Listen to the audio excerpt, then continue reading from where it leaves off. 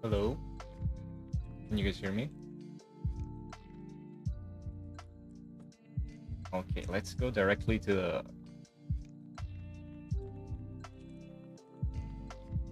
studio. How are you guys doing? Man, today, if you didn't notice by the title, today's going to be a long one. So basically, I want to try to go through all of the critiques that have accumulated in the past few weeks because I'm tired of keeping you guys waiting, and I want to do other stuff in the stream too. So we will try to go through all of them. Okay, there's no people now.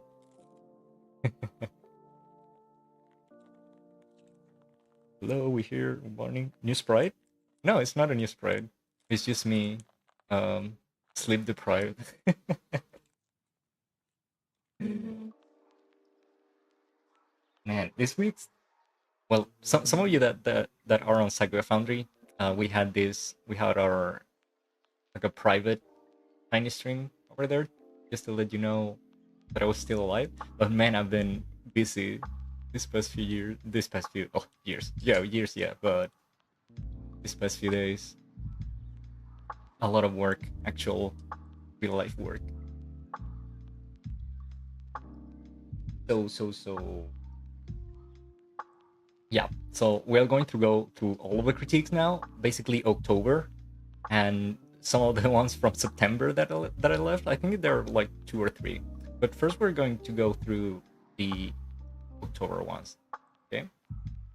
And I think the only way we will manage to do that is by setting a time limit. So I'll try to finish every critique in around 10 minutes, which I think is all right. Like 10 minutes is enough for a decent critique. So that's what we're going to do. And I also have to read some of the marshmallow too, but I think I'll be doing it between critiques or something. Okay. And as always, remember that you can ask me anything, or just comment on the chat. But maybe um, maybe it will take me a bit more now to just look at the chat because I'll be rushing through all of the critiques, right? Okay, let's go to TV Paint.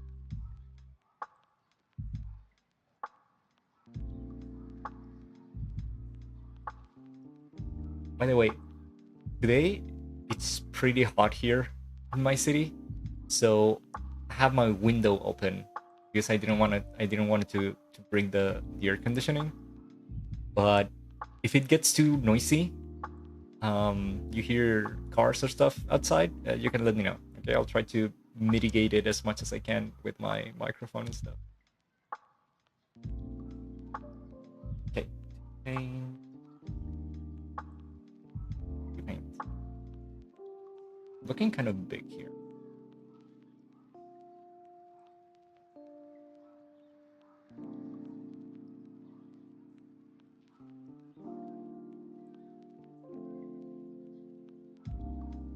Over.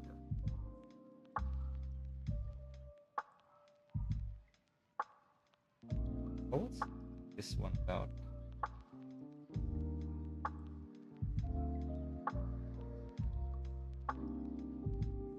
Of course, my player is not working. Okay, directly.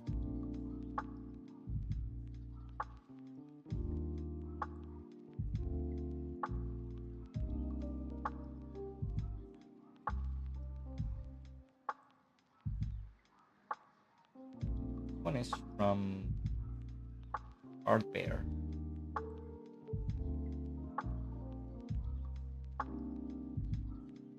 Okay, and I'm going to bring the G2. By the way, I'm going to put a timer, so I really do not take more than 10 minutes. Okay, 10 minutes. let's play it first. Try to move so I don't cover the thing.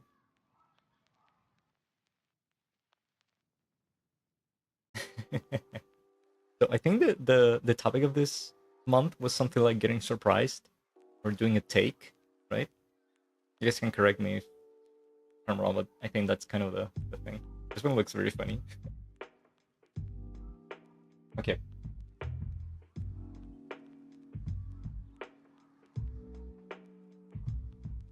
Okay, let me take the name sheet order.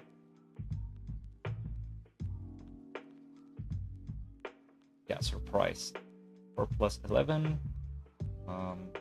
That.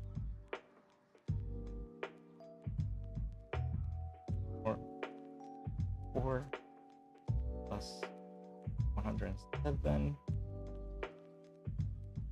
Yeah, the duration is okay. 1, 2, 3. Okay.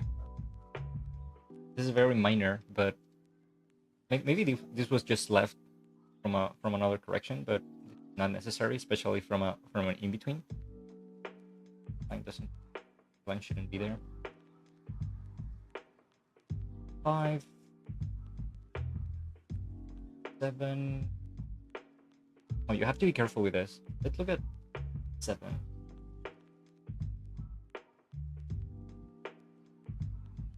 So he waits there, held for a bit.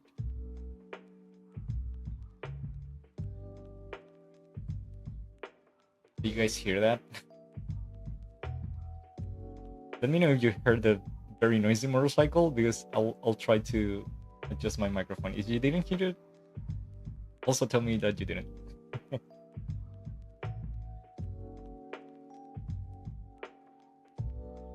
Oh, that's not in between.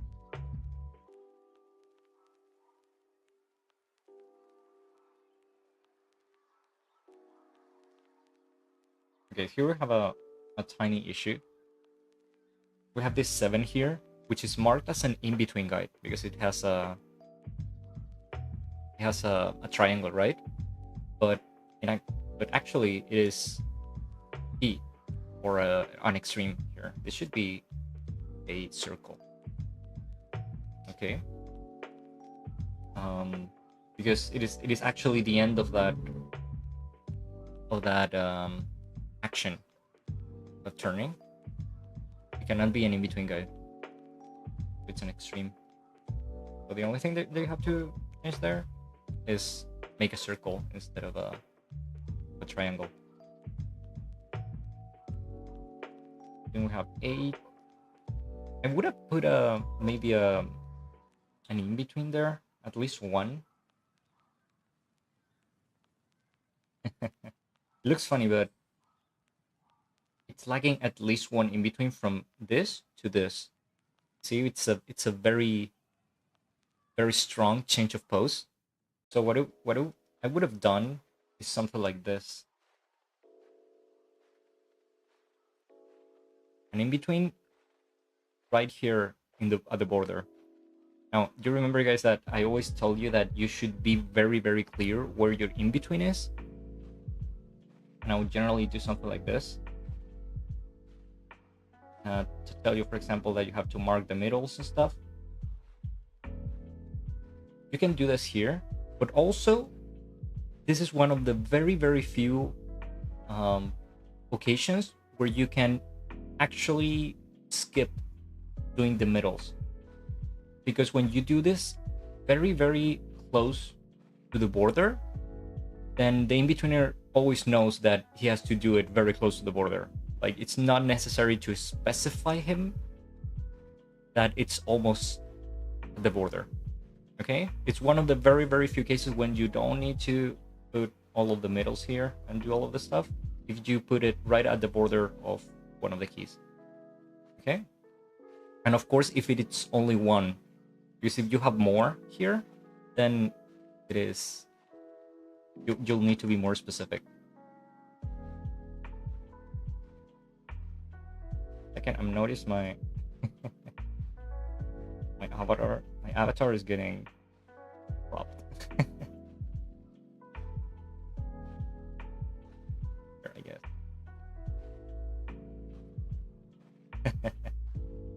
Oh, there was something funny happened the other day. Um, you guys notice I'm this model is wearing kind of a, we call it a tomato, like hair thing, like when you tie your hair at the top of your hair, of your head. Well, in real life, I actually had my hair this long, but I never tie it like this because I just don't. And the other day, I went to help a friend take some photos, and he was using me as a placeholder for something. I said like, "Hey, your hair is getting in the way. Like, can you tie it up?" And I was like, "I don't know how to do that."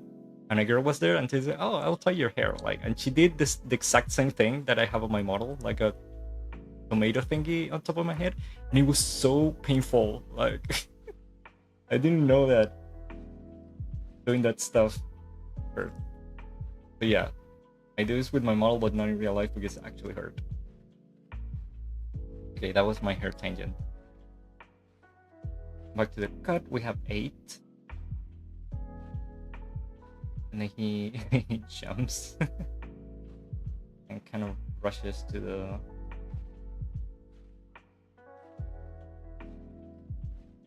Look at this thing. And that 10 is also an in-between guide, I guess? Yeah, honestly, it should be a key. Because there's no more in-betweens here, like from to take reference from. And this pose, and this pose, and these poses are totally different. So there's no way you could actually guess any part of this pose from the other extremes. So if your pose is so different, and also look, there's a lot of change of pose here, like this arm and all of this stuff. Like, this has to be a key. Like, it's not like in the middle ground when you say like, okay, it's kind of an in-between because it follows the same direction, but it still can be like guessed by the in-betweener. No, this has to be a key because it's just too different from the other poses. So 10 is a key. And then he he kind of gets in contact with this glass thingy, I guess, and he does this, which is like he does it on 3s. Okay, let's talk first about like the part of being surprised, which is the topic of the thing. I have 1.5 minutes. So first things I noticed on the animation is that he's walking very long. Look at this, the separation of his legs. That's very long, and I doubt the original character actually walks like that. It's kind of an odd walk. Then he stops, and he does a little take. That's actually the part of being surprised. Like, just this change. That's the take. We call it a take in Western animation and in cinema. You do a take, a double take, a triple take when characters get surprised like this. That's how we call it, at least in Western animation. What I think we could have done here, this is kind of a very subtle take. We could have done two things. If you wanted to make it a bit more noticeable, you could have done an what's this called? An anticipation before. So before his head goes up, it could have gone down one pose, a very short pose, and then he goes up, and that would have made it a bit more noticeable, at least on the screen, right? Because, as I said, it's a very subtle take, and he's kind of small in the screen. You could have done that, or if you wanted to keep it subtle, as subtle as it is, you could have played a bit with the spacing of the take. This one, I'm not sure what's happening here. First, it probably should be vertical because the action is vertical. His head is going up, so the in between, the spacing shot should be vertical. And I would probably have done just 2 in betweens. Like 3 is kind of in my opinion, it will look kind of slow, especially if you're animating on 3s.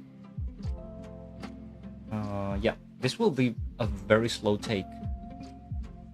I would have done 2 in betweens, and I would have given it a bit of spacing, like this, like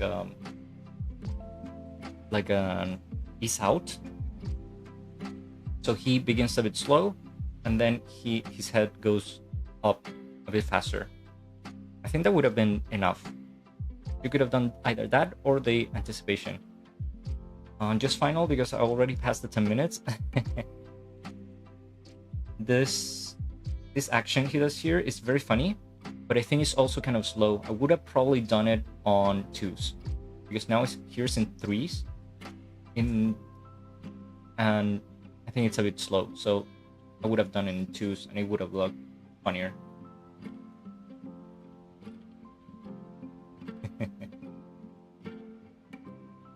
I'm thinking of this part of the.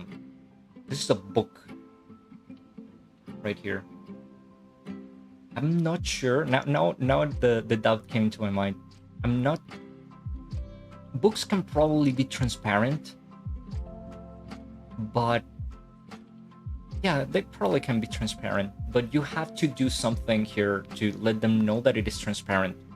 Maybe a WXP would be enough, or just like put some note on the timesheet here in the memo, like something here, and say like, please remember book 1 is semi-transparent, or something like that, and you mark it here where it's transparent. I think that would have worked. I think, yeah, books probably could be transparent. I don't see why not. Okay. Next one. Let me read the head.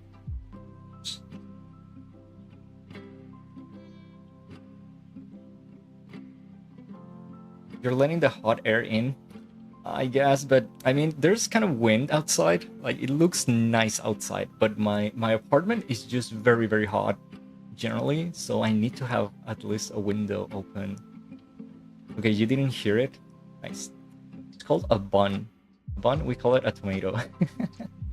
But yeah, it's probably this name. Centering saying, needing an extra anticipation frame or 2 before the jumping motion. The jumping motion, yeah, probably, but I just didn't go there because the movement. I mean, the thing that we're judging is the being surprised. So this is this one. Yeah, definitely needs some extra anticipation before he jumps. Okay, anticipates there. But it should probably be like a harder anticipation, a bigger anticipation. And also, the angle of his jump is kind of weird because he goes down, then he goes up, like very sharply, and then very sharply again here. Like, it's not an arc. It would have looked better as an arc. So that's something to consider. Okay, more than 10 minutes. We have to go to the next one.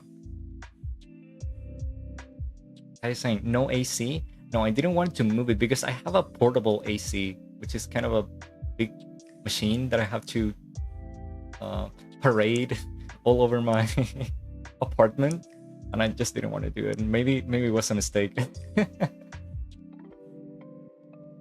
Next time though, like if I stream during the week, I'll have to do it because it's getting hotter each day. Okay, let's close this.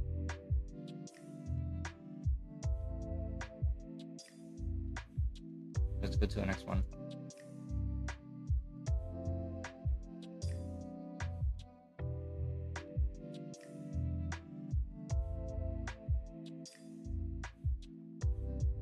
This.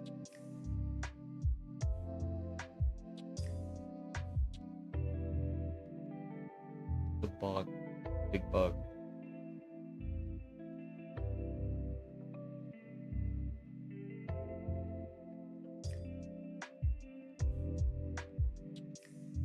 And we.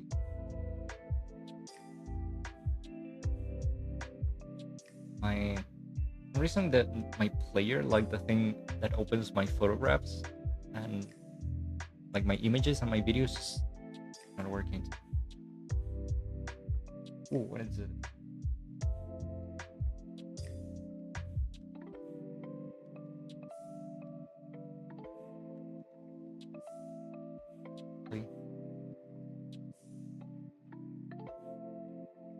Actually, it's not working.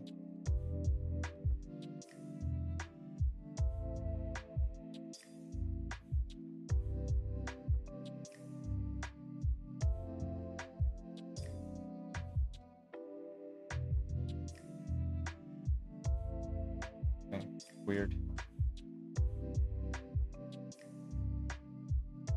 I think that it has some formatting problems because it doesn't let me open it. Maybe I should take a screenshot to open it. Okay, let's try. It's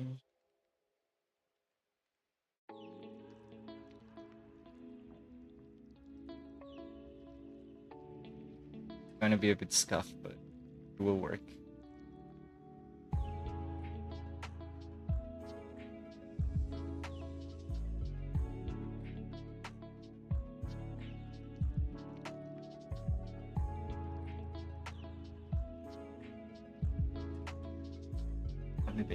Awesome.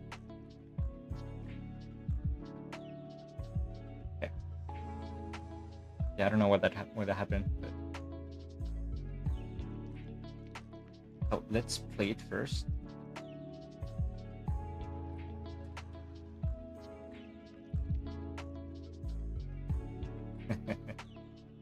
Yeah. My timer. 10 minutes.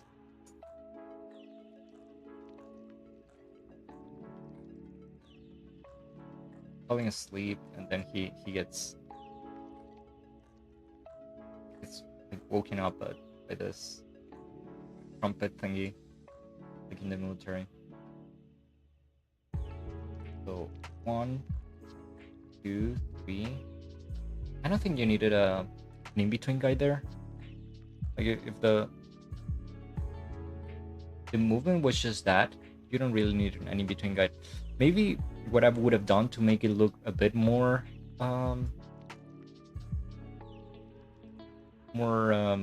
natural, you could have lowered his head here and maybe move a bit of the body, of the upper body. Maybe as he lowers his head, he could have like moved his shoulders up a bit or something like that. You could have tried something like that. So his head goes down, and then he blinks. That's kind of also kind of a fast blink. Blinks generally have two drawings. You have a middle blink, and then the full blink, and then you place that middle blink either at the beginning of the blink or at the end, like this.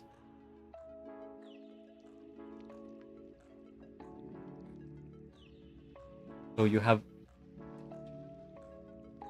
open eye, closed eye, and you have to have a middle here, like a half open eye, right? So you can do the half open eye either while you're closing the eye or you're opening it. You have to do it in one, because if you do it in both, like you in between both movements, it will look very slow. So you have to choose one. Generally, some people say that you open your eyes slower than when you close them, which might be true, but I've made a lot of tests, and a blink is so fast that it doesn't really matter if you do it at the beginning or at the end. It looks just the same. But the timing change from doing it just once or doing it twice, it does matter. Okay.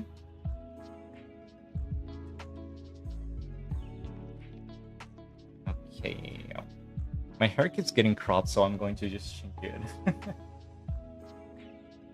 On this one. Okay. Then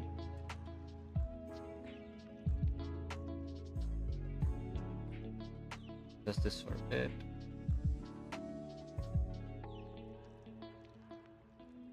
Also sleep, and then we have these here. E.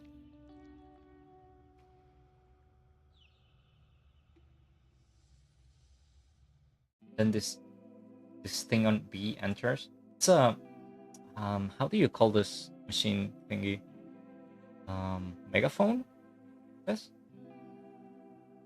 It enters here. It kind of materializes. I don't know if it's supposed to be a like smear or something, or maybe something more comical, but it kind of materializes there.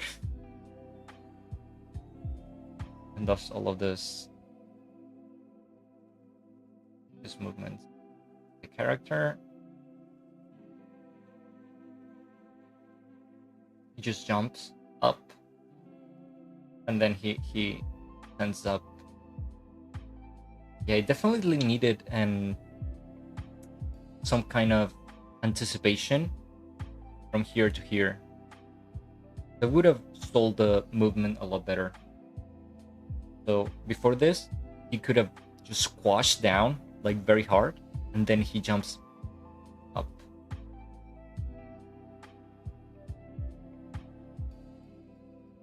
And I generally do not like this kind of smears too much.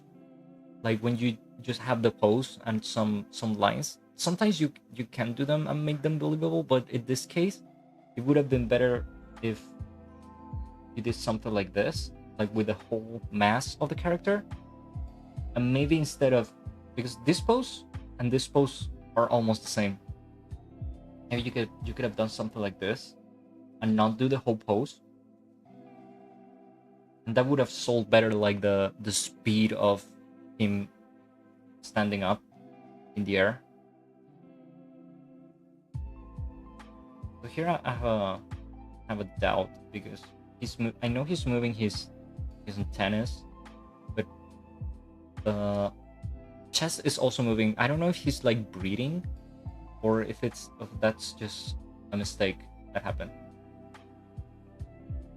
Here we have an anticipation. Like this one is very good. Goes down and up again.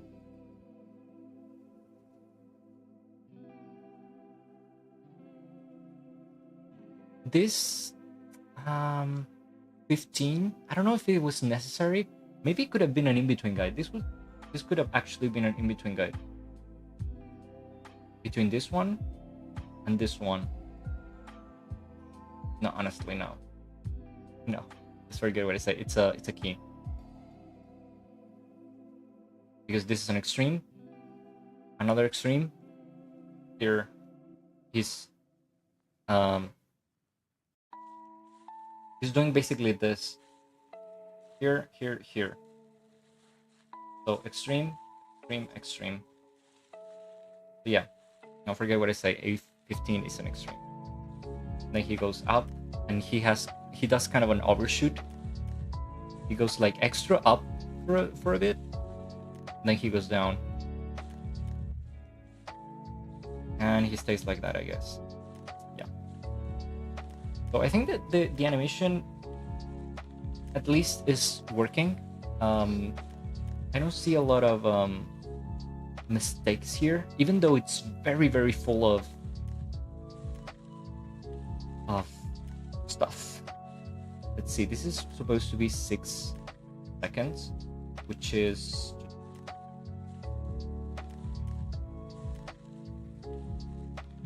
144, so it's the whole thing.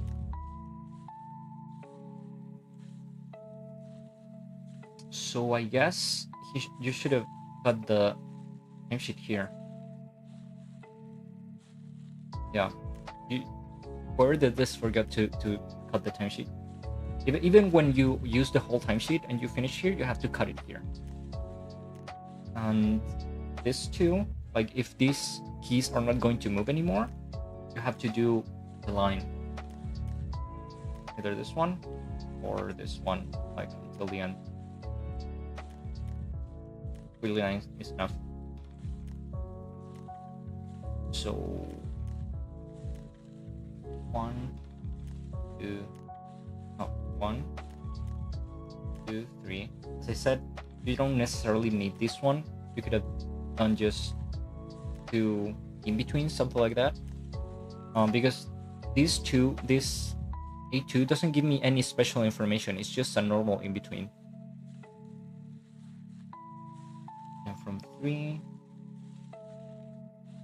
yeah, 4 we have the blink, which I told you that you could have added an in between to the blink because it's kind of fast. 5.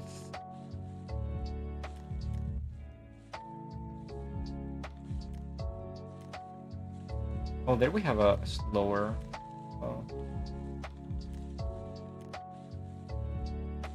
blink. Even though, again, this in-between guide doesn't really give me any special information. This is just an in-between. There's nothing special that requires me to do an in-between guide. You could have just done a spacing chart, like I don't know, like this, or in the middle. You didn't need to do the in-between guide. And some people, when they're beginning to animate or do layout, they might think, oh, I'm just going to do an in-between guide anyways, because I'll just save the in-betweener or whoever, I'm going to save them the work and I'm going to just do an in-between guide. But that's actually counterproductive. Because it's what we call frame spamming. You guys remember what that is?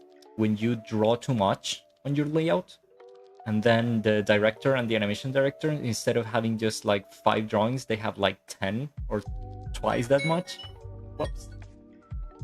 Oh.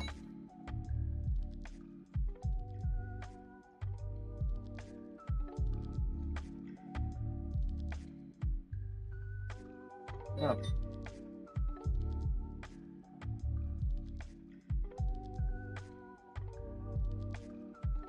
Give me a second.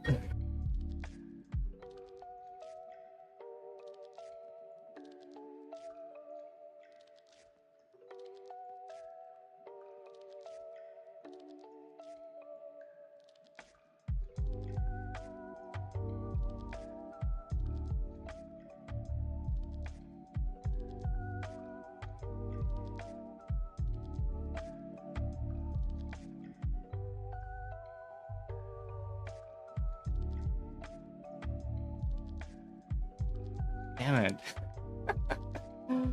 Okay, what happened is I'm using my very old phone as a timer, a very old phone, and I just couldn't deactivate the timer because my phone is just so old.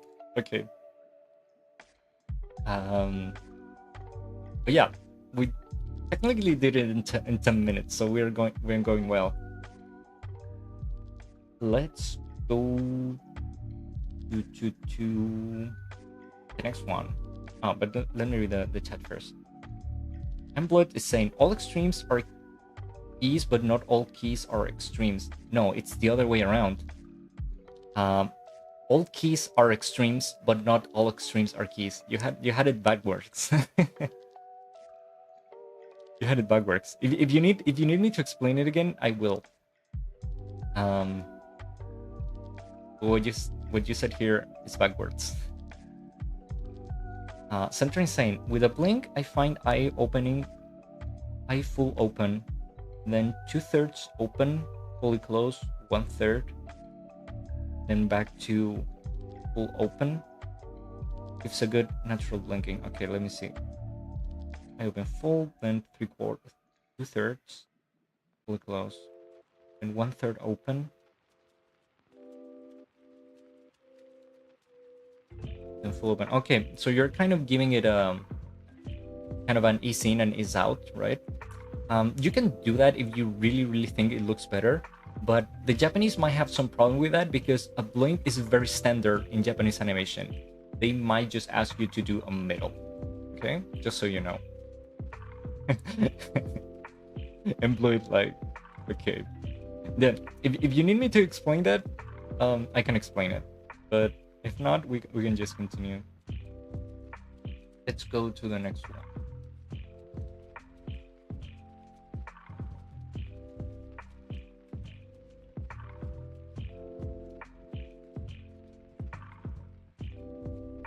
I wonder why everything is failing today on my computer.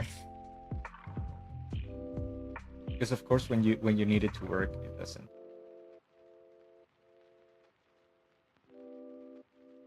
Yep, of course it's not working.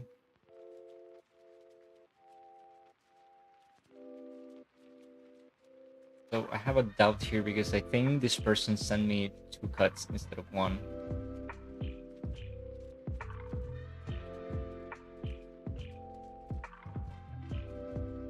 Let's see. I have 1 here.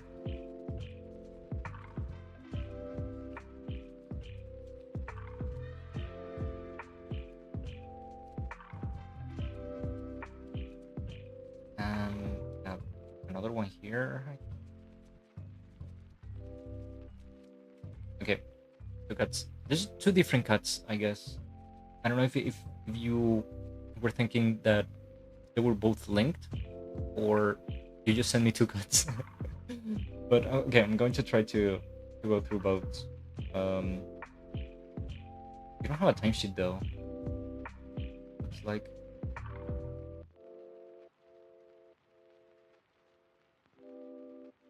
Yeah, I don't see any timesheet. That's not very good, but the timesheet is very useful for me to look at your cuts. So next time, send me a timesheet, okay? So first cut. Let's play it a couple times.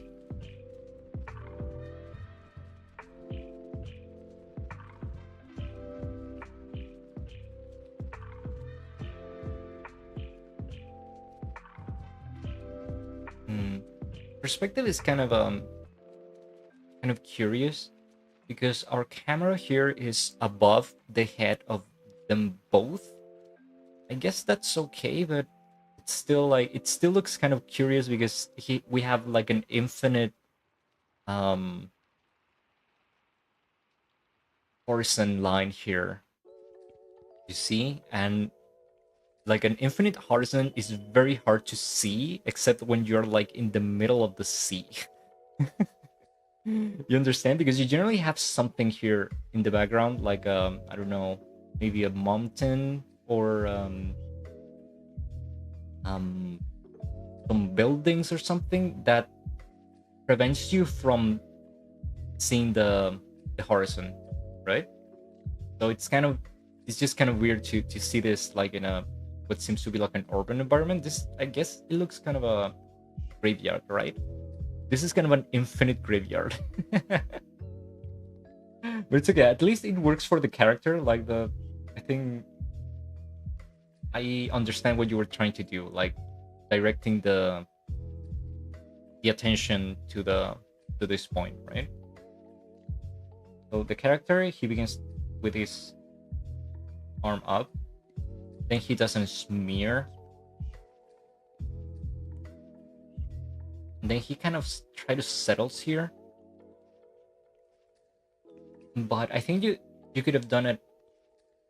It could have worked a bit better if instead of just doing this weird settle here with a smear, with a tiny smear, you could have just done an overshoot.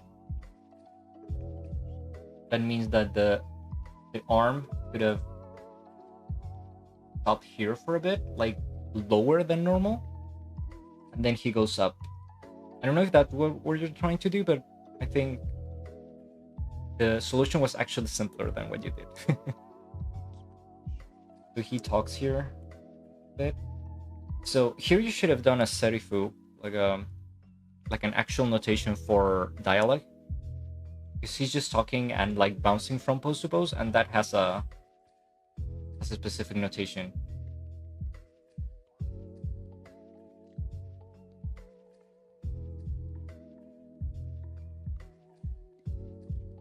So generally what would have happened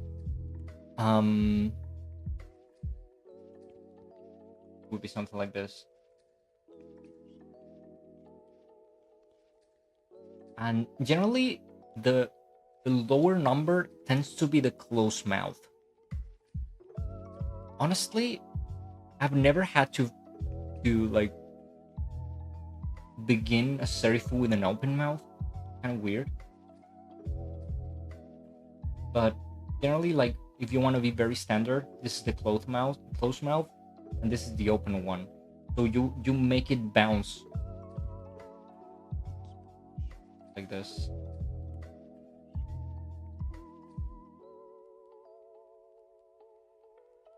See? It bounces like that. And the 5, which is the in-between, like the middle mouth, you don't have to draw it. That's for the in-betweener. Okay? If you send it like this to the animator, the director might just say, oh, okay, he doesn't know how to do it yet. So remember that you do not need to draw the middle. Okay? You have to do the annotation. Oh my. This serifu to let them know that all of this bouncing stuff is the character talking. He talks for a bit and then he shuts.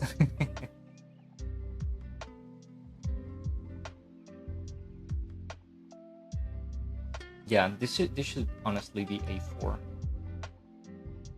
because the lower number is generally the closed mouth, so this one should be A4. You can definitely rearrange them on the timesheet later, but you should try to keep the order just to not be confusing. And then we have another character on B1, B2, B3, 4, B5, 6, B7. I don't know what this character is doing. Maybe she's just taking a step. I think that's what's happening. He just takes a step and then settles. Okay, shut up. Those were my other 10 minutes. And she just settles.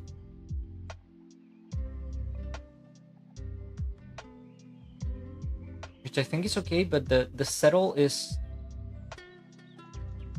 these final poses, they're basically the same, you see? It doesn't really move, it just changes like the lines, which is not very clear for what's happening. What you can do when you make a character like take a step so close to the camera is put some emphasis in the up and down of walking, because when you walk, when you take a step, your head goes up, then goes down. So you could have used that to kind of sell this step that we are not seeing, because we're just seeing like a fraction of her head. Maybe that would have worked better. Okay, and very quickly, the next one. He begins like this. He goes down with an in-between in the middle.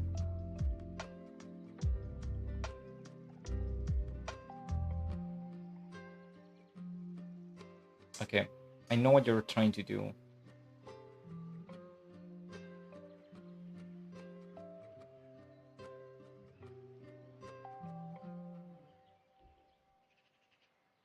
The problem here is that the anticipation and the up motion, they're too close to each other.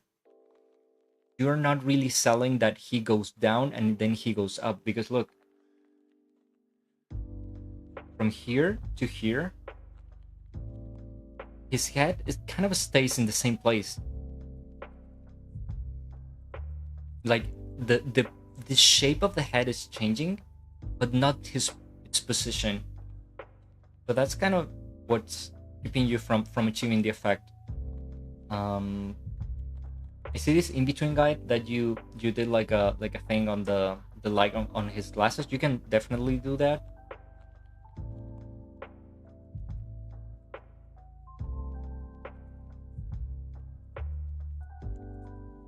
But honestly, if you wanted to sell like this, he's up, then he's down. This is a key, which is an anticipation. Then he goes up again, and then he goes down. I think that's what's happening here.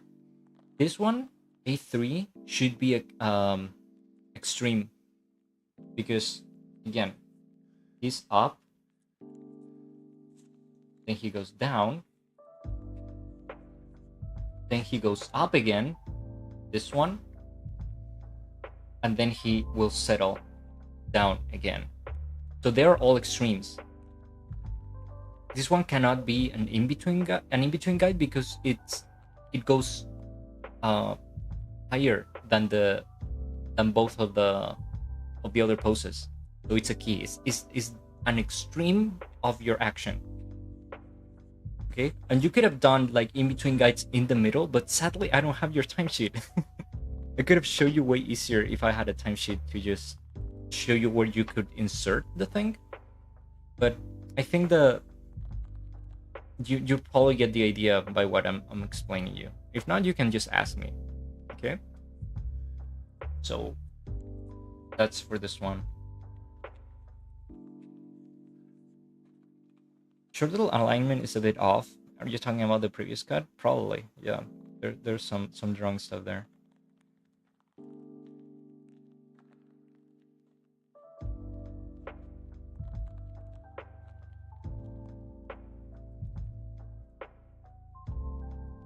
Oh, you're here. Nice. Nice. Hope it was useful. And Blue the same. These extreme. Oh, the animation survival listed the optimal order as this. These extremes, breakdowns, passing position, and in between. Yeah, that's basically what you do for almost every animation, unless you're working straight ahead, which kind of does it the other way around. Like you just do all of the drawings at the same time. Not at the same time, but one after the other in time order. Okay. Next one, quickly, because we have a ton more to go through. This is, as I said, like, if you guys were not here, this is going to be a long one. We're probably going to be like 3 more hours here, like going through all of the critiques, because there's a lot. So be prepared. We're not even at half.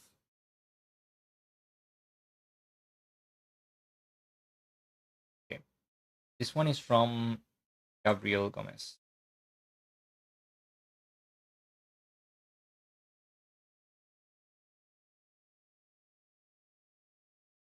And this one has a timesheet.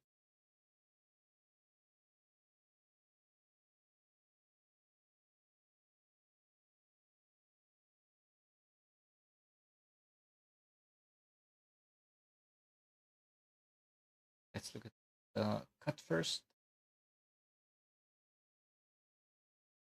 Oh, it's a lot of stuff happening.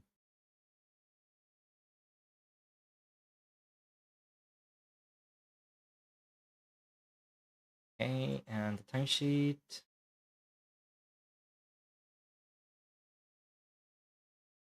This one is 2 seconds and 18, which should be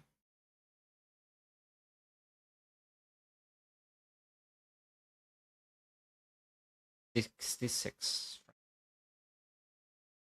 And yeah, it's well cut at least. And we have 2 layers. Okay, first thing I've noticed here, without even looking at the cut, whatever is happening here, like I assume that this A is the character that we see in the background, right? But if he's not present from the beginning of the cut, remember that you have to begin with an X here and extend it until it reaches the first drawing. Okay, you should not leave these spaces here. Here too, like X, and you do the squiggly line until the end, just like here. Otherwise, the director will read this and will wonder if you forgot to put anything here. Like, you should not leave those kind of spaces. We have a pan, several stuff there. Ba-ba-bum.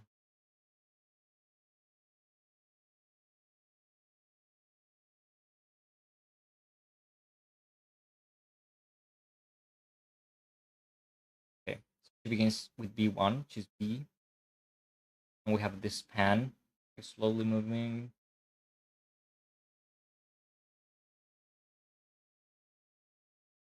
Okay, first thing, this is, I guess it's not such a grave mistake, but remember that in between guides should not have spacing charts because they're in betweens. I know you did the actual the actual spacing chart here, and the in betweens here kind of match, but this one is enough. Okay, you don't need this one. You should in between guides, like the triangle thingies, they should not have spacing charts because they're in betweens. They are part of the spacing chart. Okay.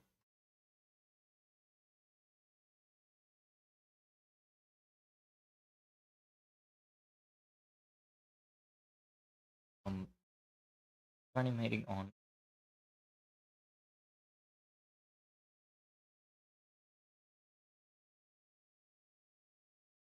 this like that for a bit. It goes back 4/3. Here's one thing. You're doing kind of she's kind of getting surprised. So these are kind of sudden movements, right? But I see you're doing a lot of thirds. Um, thirds are okay, like you can do them, but you're basically nullifying all the interesting spacing that you could do. Remember that um, humans, whoops, uh, humans and like animals and stuff like that, they should move more organically. That means that we don't move like machines, like at a constant speed always. We accelerate and deaccelerate constantly. So instead of doing thirds like this, you could have done something like this.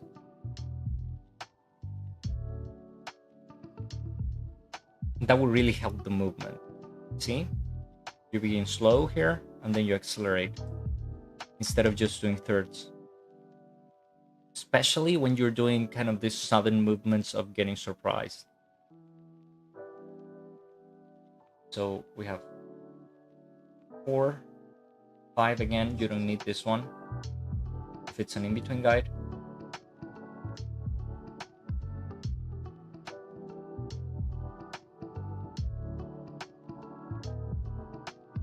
Let me play that.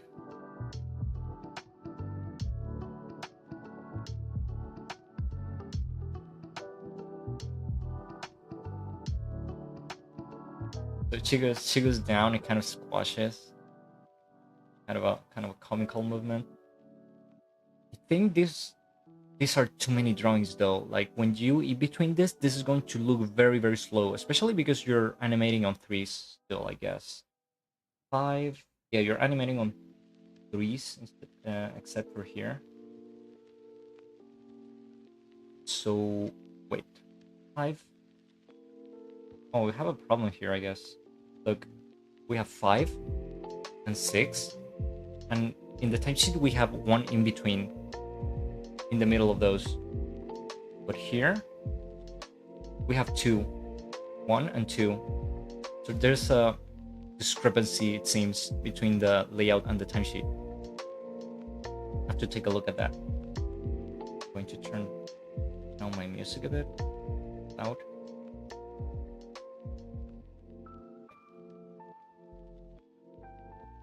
Yeah, if there's actually a discrepancy here, which it looks like, that has to be fixed because it will cause confusion later. And from 6, she's kind of squashing. Then she goes up again. For these kind of movements, we should have like an acceleration. Um, to some more interesting spacing like this. You can even, I don't know, you want to be more extreme, you do it like this. Make half here, and a half, and a half. If you want to make it even more extreme, okay? But again, for this kind of actions, thirds are not really, they don't really work. It goes up, she goes down. She goes down like very fast. There's just one in between there, between 7 and 8. But yeah, I think you're liking a bit of better spacing and maybe some extra poses, some overshoots, and some settles for you to sell all of this like squashy movement. Okay. That's for this character, and for this one,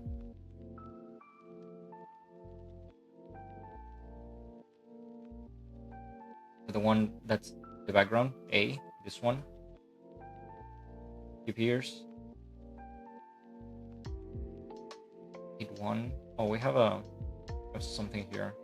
So we have A1, but we also have this spacing chart, which I think you might have missed. It's probably part of A2, right? Let's see. Yeah, I think we're looking at this, but for some reason you left it on A1 too. You see?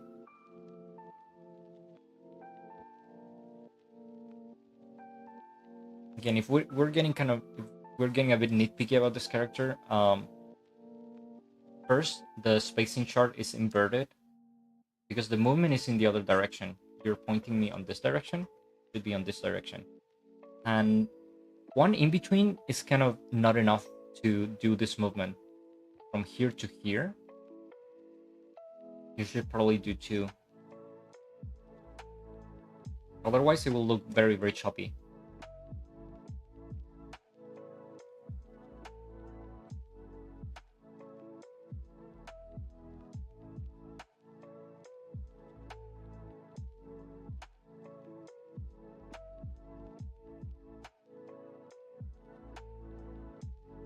Then he does 3.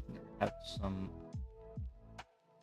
It's hard. It's kind of hard to follow it with these pans and stuff that's happening. So he goes out, like his head was here first, and then moves to here with thirds. The character is so small that probably is not going to be noticeable that it's on thirds. So okay.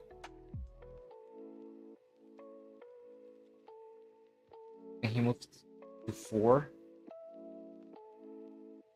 and I guess I'm kind of getting confused between these lines, like the lines on the background, and these lines. You have to be careful with that. Like, what I do generally is that I make the backgrounds a bit transparent so they don't have these very solid lines that can get confused with whatever notation I'm doing, or I do the notations in red so that we don't get this kind of confusion. Okay, so this one here happening.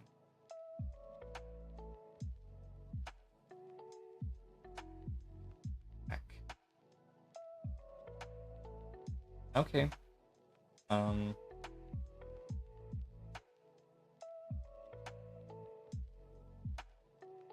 In terms of acting, it's kind of hard to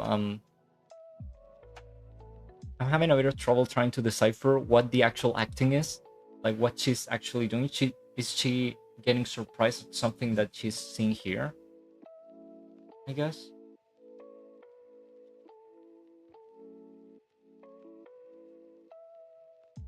but somehow it should be related with this character. It's not very clear to me. Maybe it would be clear if I looked at the storyboard and the whole context, but at the moment with just this, and it's kind of unclear.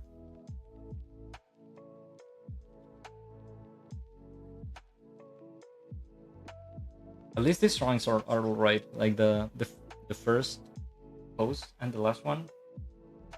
Okay. Oh, and also important. This character, he's in contact with the background. Like the background is cutting it. So it should have a Kumi, a BG Kumi.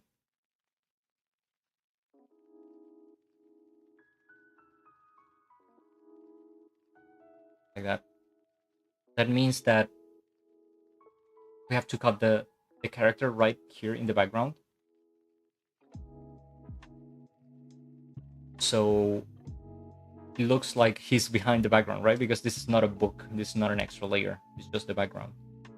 So you have to do that on every pose that he appears like behind something in the background. The other thing, final thoughts, is these pans. You can do like pan from A, B, C, all of that, but also if you do that, the camera will be very mechanic. You don't really have any spacing on the camera, so he's just moving to go from A to B to C, like kind of boringly. So what you can do, look at the notations in the manual that we have on the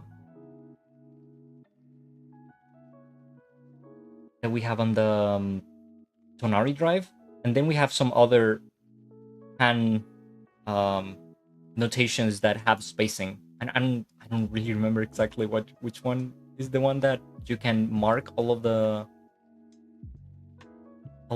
camera positions like one by one, which is kind of a pain, but it works way better than this for this kind of movements. Okay, I just don't remember the name of the notation at this moment, but it's a very simple one.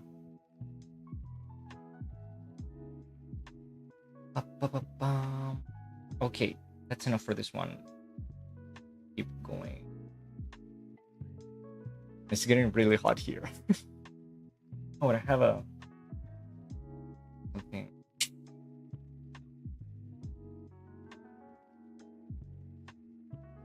This is so we know that we are really rushing through it, because this time I don't have a tea, I have a Red Bull.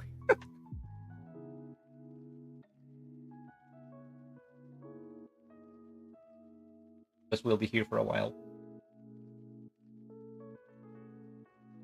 Hey, next one.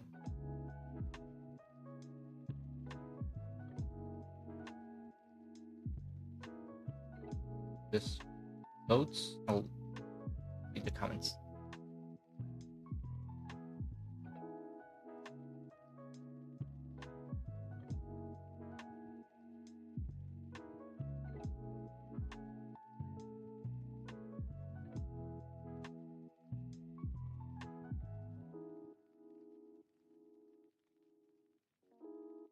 No problem. I attend 5 hours less stream night.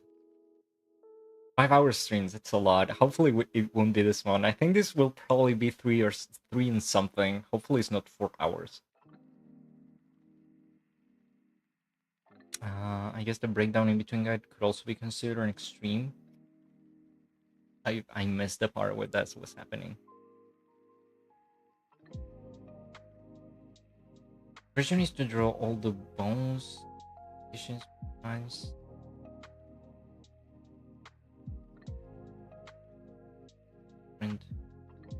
Okay, you guys are talking among yourselves. I don't know what you're talking about. Oh, the idea is that she's being surprised by the character in the back. Yeah, I kind of guessed that was happening. Maybe there should have been some sound notations on the timesheet that would have made it like more obvious. to me at least, that I'm not like familiar with the context of the scene. I'm just seeing one random cut. But yeah, I kind of guessed that was what's happening. One. Oh, this one's very good. Let me bring the thing.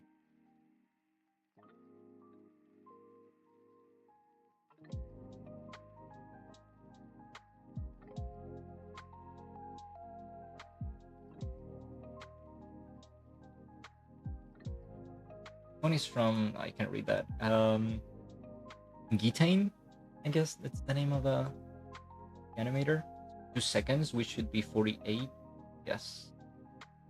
And we only have one layer. So let's play it just a couple more times.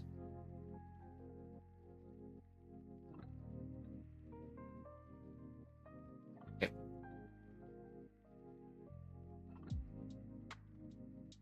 One, two. I think I like the poses. I like the drawings a lot, but I think this change from this to this is a bit it's fast. It's too fast. You should have I think an anticipation before this. You should go down before going up. And probably a couple of in-betweens in the middle of that, or at least one.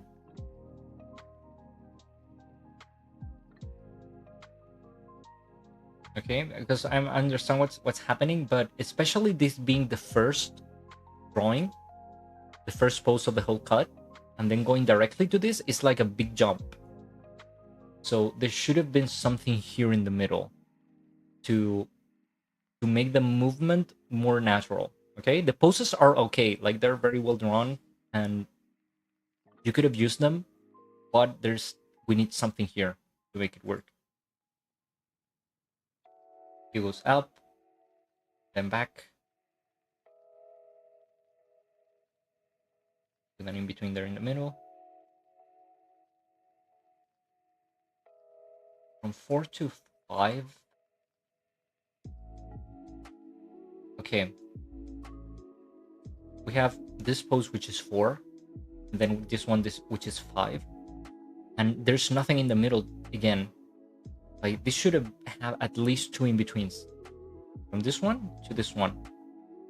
Because if not, it's super choppy. Look, they're very different poses. They're very far apart from each other. There's nothing in the middle to soften that movement. Then we have 6, 7. That again, the poses are okay, but I'm kind of wondering what there's this pose changes without anything in the middle. Because this, for example, from 6 to 7, we have an in between. Like you knew that you needed something there, but some other poses do not have that. So I wonder what happened.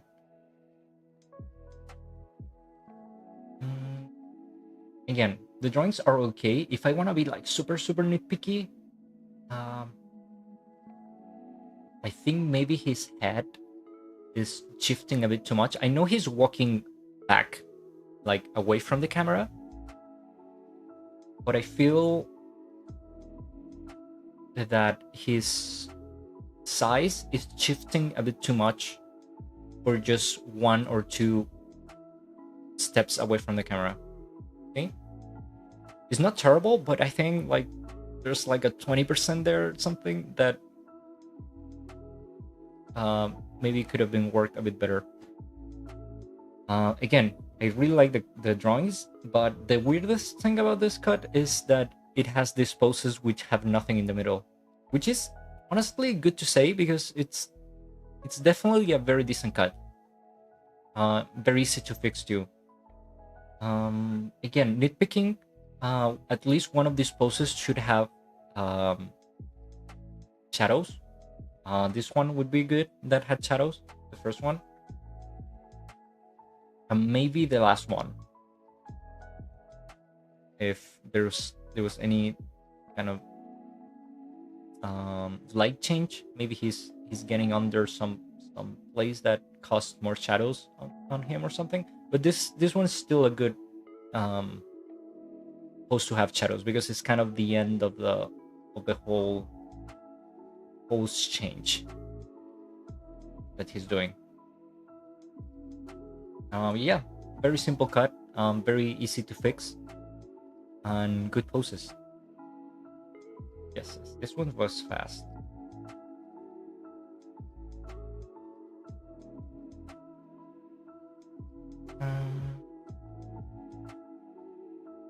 I'm trying saying, if the character was a little forward first, then moves back a little when raising elbows, might have looked a bit better. Which position based?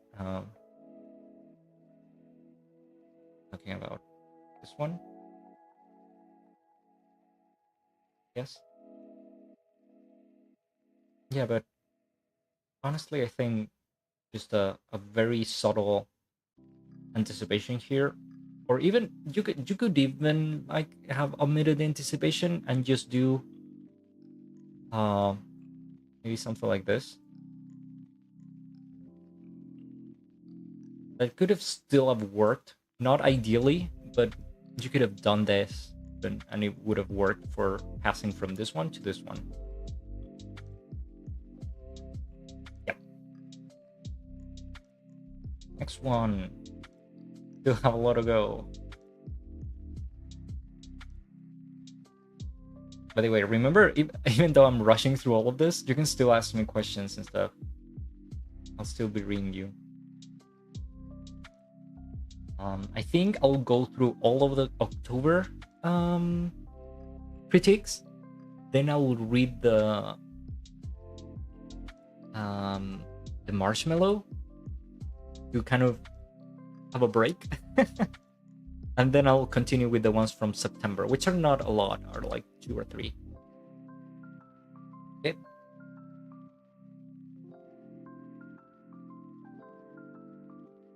Okay, it's great to see you. I don't know, great to see you guys. I know critique streams generally have less people than like normal streams, but it's very good to see you guys here like hanging out, and especially if you send your cuts to be critiqued. It's always better that you guys are here like in real time rather than looking at the video later, because you can ask questions. Yeah, and that's one of the reasons why I wanted to finish everything today. One, because I've kept you guys waiting for so long, but also because I want to stream other stuff. Like I have some ideas that I want to do, but I'm always like dragging critiques and stuff that I have to do, and I've been trying to do them for some time already. Okay, next one.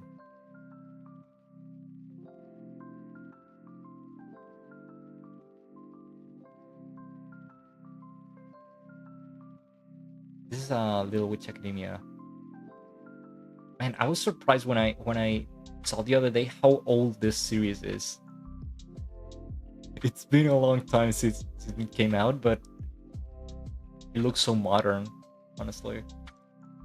It's still not like old, but it's been several years already. Okay, and we have a timesheet.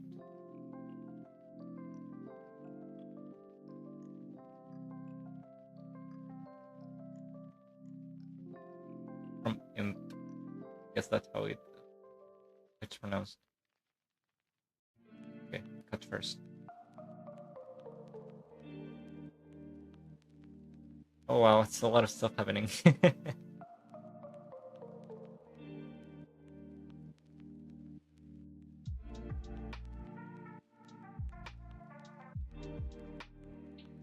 Okay. Look at the timesheet for a bit. This is supposed to be 4 seconds and 16. Or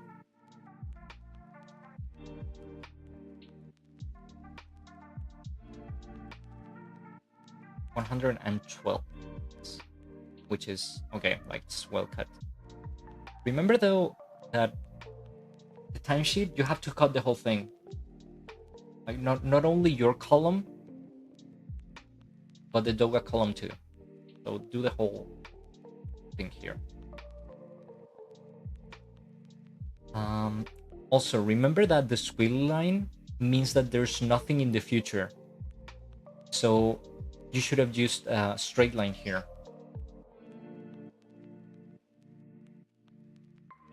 Instead of the squigglies. The squigglies generally go at the end when you have nothing more.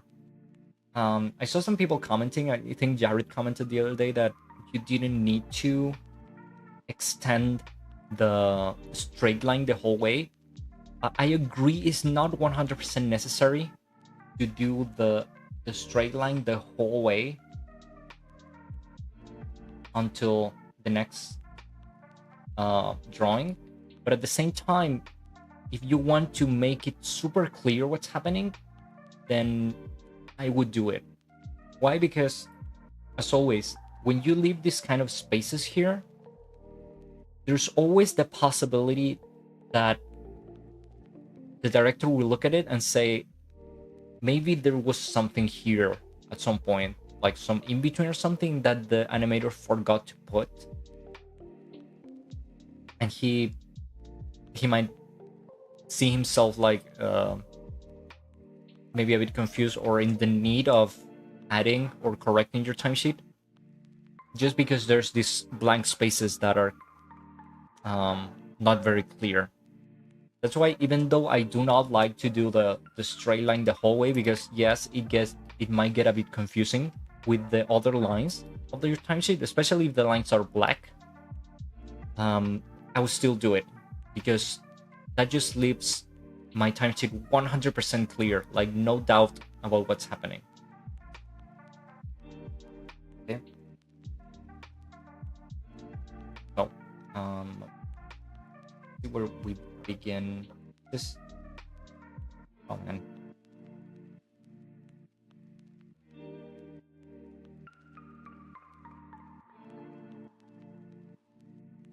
We're gonna have a problem here. Because we have 3 layers here in the timesheet, but there is no letters here. So how am I supposed to know what I'm looking at? I guess I can try to figure it out by the timing. Like 2, have a 2 on 10. I guess she's B. But again, I didn't have any way of knowing apart from that. Like, this should have an A here, or a B. This is a B. No, I'm wondering what are the other layers. Maybe this one is C, but what is A? C is it's not well notated. So I'm confused about the layers. Okay. A, 2, 3, 4. Okay, there's some issues here again. Remember that in-between guides cannot have spacing charts? Especially here, like, it's very, very confusing. Because we have 1, which is a key. And we have 2, which is an in-between guide, which has a spacing chart with 2 in-between guides. So I have no idea what's happening. And then we have 3, which is actually an extreme because it's an overshoot. She goes to 3 and then settles on 4. The 3 is an extreme. You cannot do an overshoot with an in-between guide as one of the extremes. That's not possible, because you're doing a change of direction by doing the overshoot. So it's an extreme. 4, 5. There's no spacing chart. There's this big I guess this is a straight line here, but there should be something here, like at least 1 or 2 in-betweens here between this pose 4 and 5. Otherwise it's looking super choppy. And also I'm noticing that this is moving, like, thing on her waist. So I don't know if that's like a mistake or it's supposed to move to. I guess it's just a mistake. We have 6, 7, 8, but there's no in-betweens. I need some in-betweens here because otherwise it's looking super choppy. Like the poses might be okay up to a certain point, but I need something in the middle to actually complete this movement. 7, 8, 9, 10. Like this pose is very good. I really like it, but the movement would end up looking super choppy because there's no in-betweens.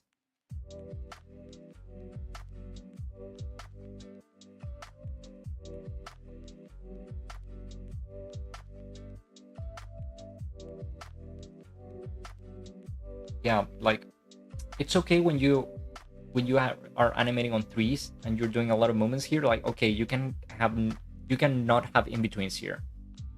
But between these movements, remember that the limit of having a key like held, or having a key being or a drawing being a part of a movement is 4 frames. 1, 2, 3, 4. Because after this limit, the drawing looks like it's held, like it stopped moving. If you let it exist like this for 5 frames, it will look like it stopped moving on screen.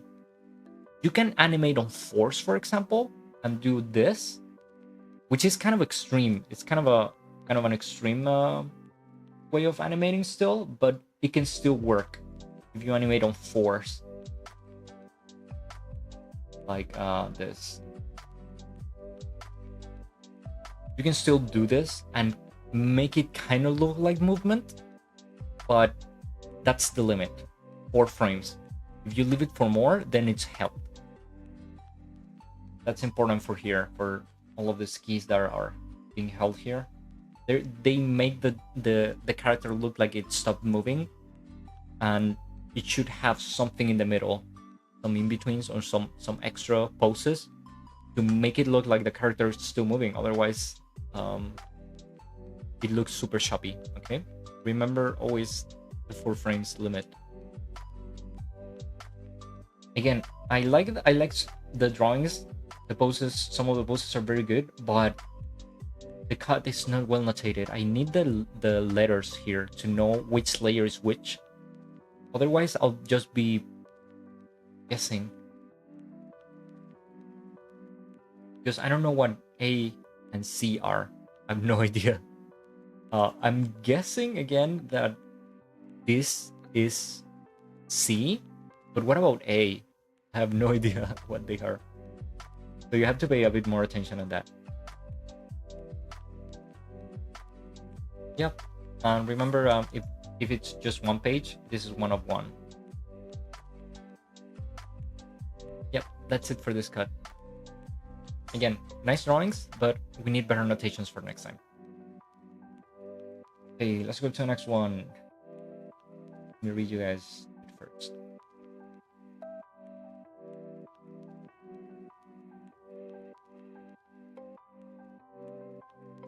Levi, I appreciate your dedication. No, guys, I appreciate you guys staying here with me for hours while I go through my homework. Okay, next one. Okay, we just passed half of the critiques. At least the ones from this month.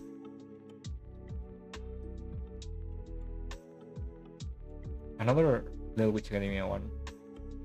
Curious.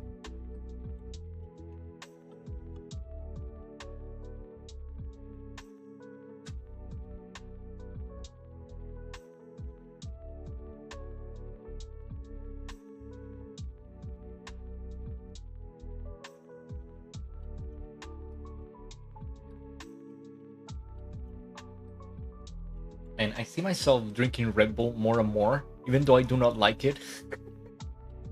But I have to admit it is useful when I have to remain concentrated on something for several hours. Um, I don't like the taste at all, but it works. This is kind of like beer. I don't like beer. Like I hate the taste. And a lot of people that drink beer normally tell me like, yeah, the taste sucks, but we still drink it. So I guess it's kind of the same. And okay, let me play this because I think there are two cuts.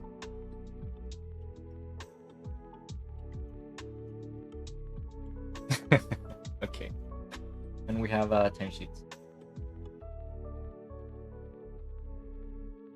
There's this meme going around too that's just like, can we all agree that no one likes beer, but we still drink it because it's kind of a social thing? Like, but we all know that bad.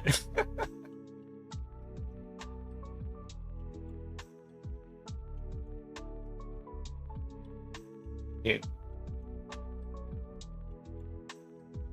This is 6 seconds and 13. Is today I'm not good at math, so I'm just using my calculator. 6 by 24. 4 plus 13.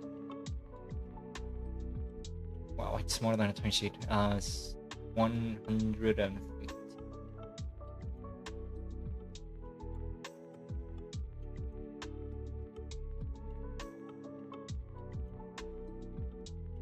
Seven, which is yeah, okay. The numbering is okay, but please try never to cut the timesheet like in the middle of the square, like this one. You have to cut it at the border, like here, at the border of the square. You cut it in the middle. That's kind of confusing, right? So try to cut it right at the border, like this. Okay, and the whole thing. Or you have to call the whole thing, like that. Another thing, like this is kind of nitpicky, but timesheet should generally be filled in black, so that you can use red when you have something special to show, like maybe some repeat notation or something. That's when I use red, when I want the director to pay attention to that part. But the whole timesheet in red is kind of unusual, especially because sometimes the director uses red to correct you. So the normal thing is just to fill your timesheet in with black. Okay. Oh shit! Every time I touch my, I accidentally touch my iPhone, it disconnects for a fraction of a second, and connects again.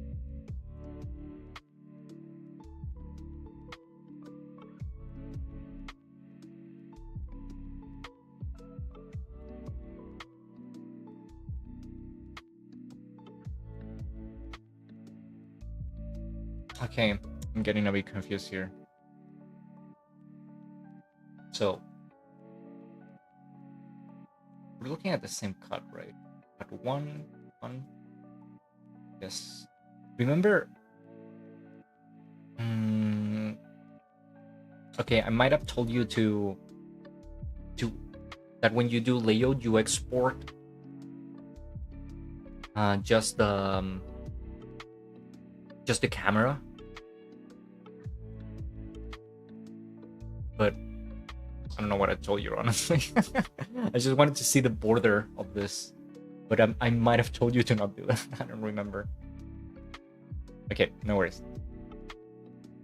The thing that's confusing me though is that, okay, we have A1, which is her, right? Then we have A2, but to begin with, A1 has a spacing chart, which is unusual. So I don't know where the spacing chart should be. I guess it has 1, 2, 3 in-betweens, but it has no direction, so I don't know if it's an is in or is out.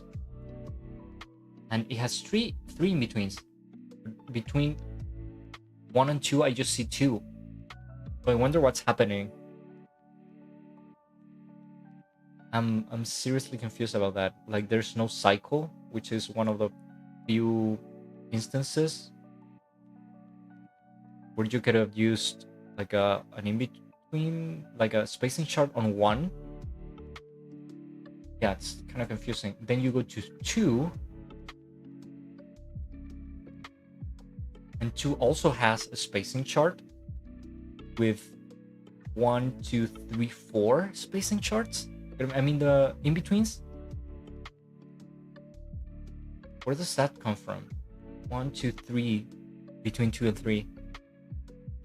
Do you guys see where I'm getting confused? I really don't understand what's happening. I don't understand where these in-betweens are coming, unless the spacing charts are the ones that are wrong. Because again, these are kind of unusual. I don't know what to make out of this. We have a middle, then we have one that's kind of very close to the middle, so I guess it would be something like this. And then we have a middle here, and one that maybe is middle of that. Which you can do that, but again, I don't have any direction, so I don't know if it's this way or that way, which totally changes how the animation would look at the end. But the most confusing thing is that it looks like it has more in-betweens than the actual timesheet. So I'm very, very confused about that. Okay, let's continue. 3 has 3.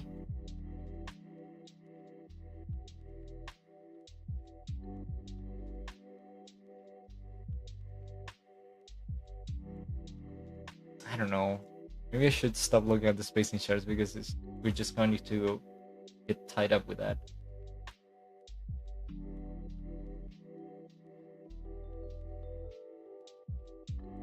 I'll just look at the poses for the moment and the timing.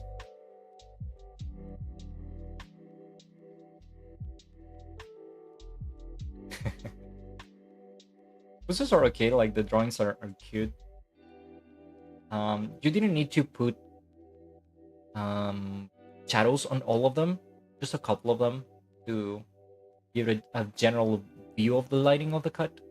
Also, before I forget, you have no background for some reason. If you're doing layout, it should have a background. At least, like at the very, very least, a grid, like a perspective grid, if you're like floating in the middle of the sky. But there should be something here, like you cannot leave it like that.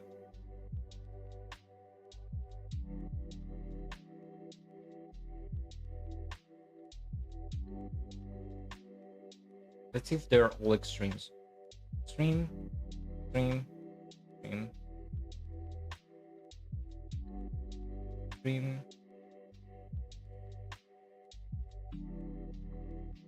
Anticipation, extreme. Turns.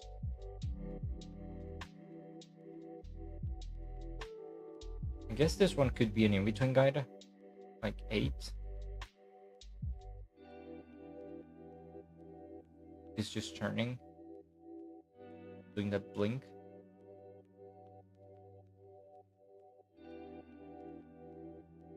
Then she debates.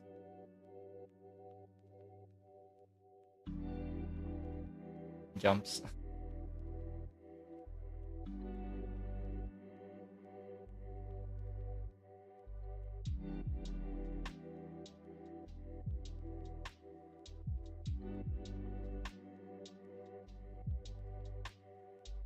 Falls with a smear. That's an interesting smear.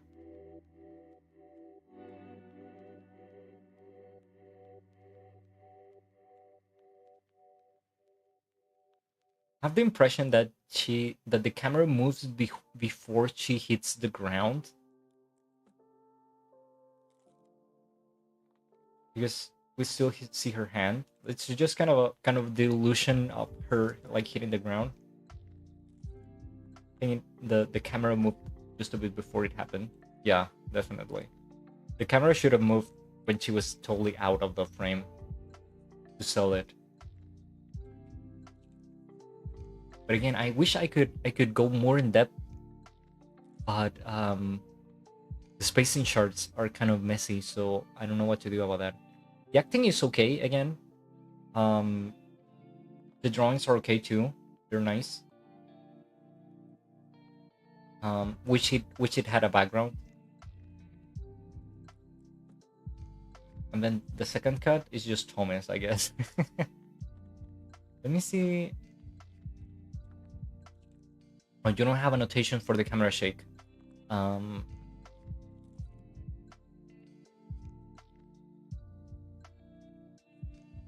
Well, you have the notation manual on the drive in the description of this video. You have a link to the Google Drive. Then in the notations is the notations for the camera shake. Okay, so I don't have to go and pick it up here. But you have to put the notation here in the memo, camera shake, however the manual tells you, and then you have to do it here in the camera column. You'll have to do like a line here and then some squigglies when the camera is moving. But the manual would tell you how. But you have to do it, otherwise, you will get lost, and the comp people or the director will probably pick it, but it's not good that you do not put it on the timesheet. Okay. So take a look at the manual after this. Okay, enough of this one. Again, very good, very nice drawings, but we have to figure out what's happening with those spacing charts, okay?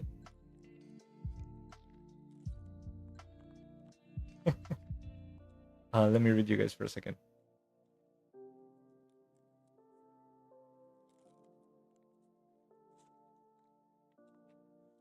We're saying things like cheat and timing charts is the whole math for me. Yeah, it's very hard to figure out the beginning, but you have to. Sadly, I think I tried to explain it as good as I could in the previous stream. So if you haven't watched them, like the previous basic animation and basic layout stream, I have some hopefully simple explanations of how all of those work. High Levy saying depends on the beer. I guess. Yeah, I guess I don't drink myself. Like I haven't drunk at all in my life.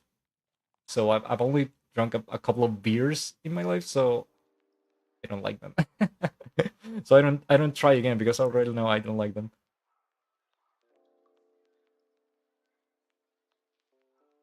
Oh my god, I joined it just in time for mine. Nice. Good thing you made it. Well, for me, the only thing that has good flavor is sweet wine. The camera shake should start at least 3 frames later. Yes. Spacing charts are a big enemy to defeat. Yeah. Yes, they are, but they are very, very simple. Just you have to invest a bit of time trying to understand them. Is TV Paint? Yes, is TV Paint.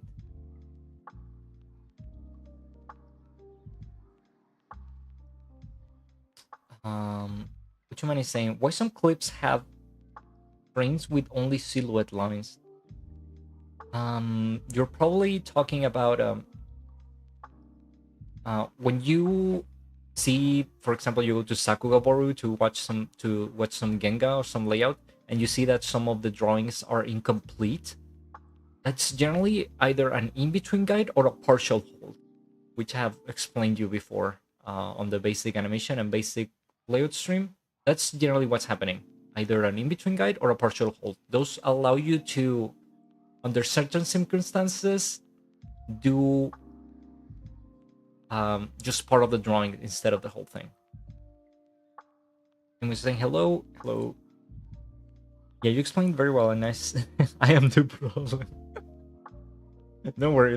We all go through that. You should have seen the things that I did when I was in college. Like, my teachers cannot believe how how much of a blockhead I was because I wasn't able to understand what they were doing.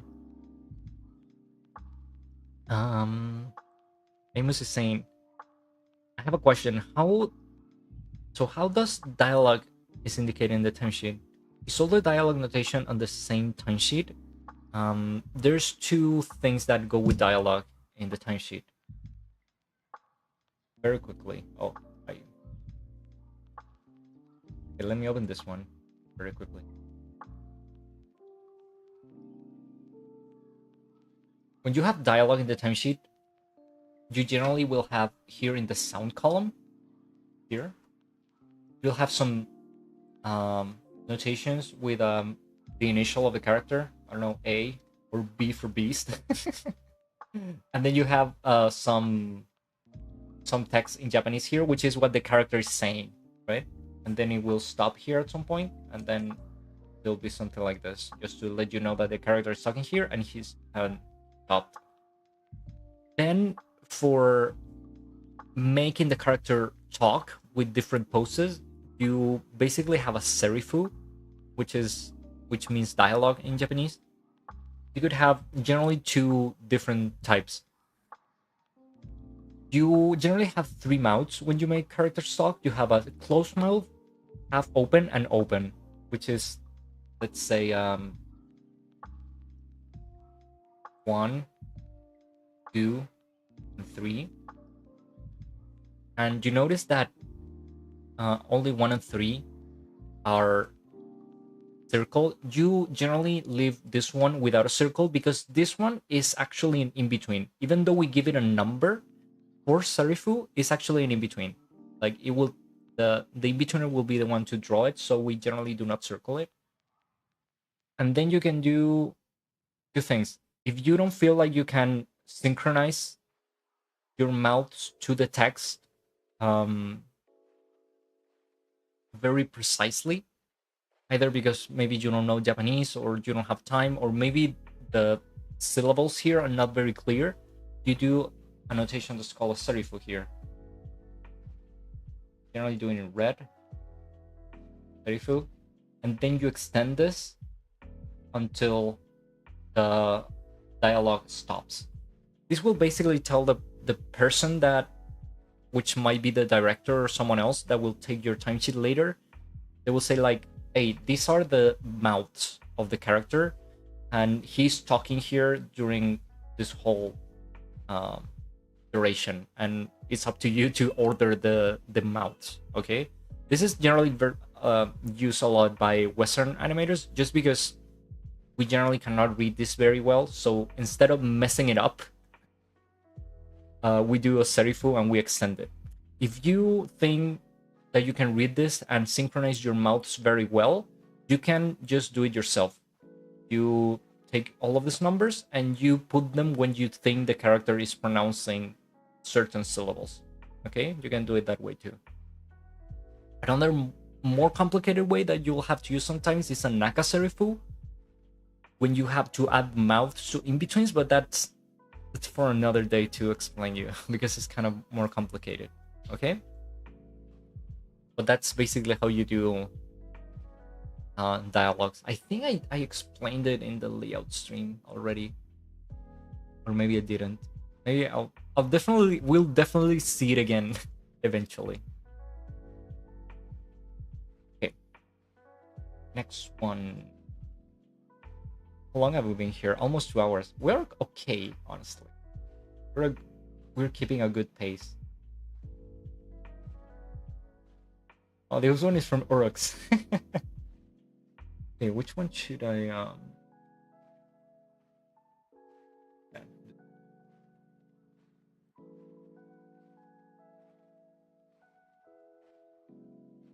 while that loads, let me.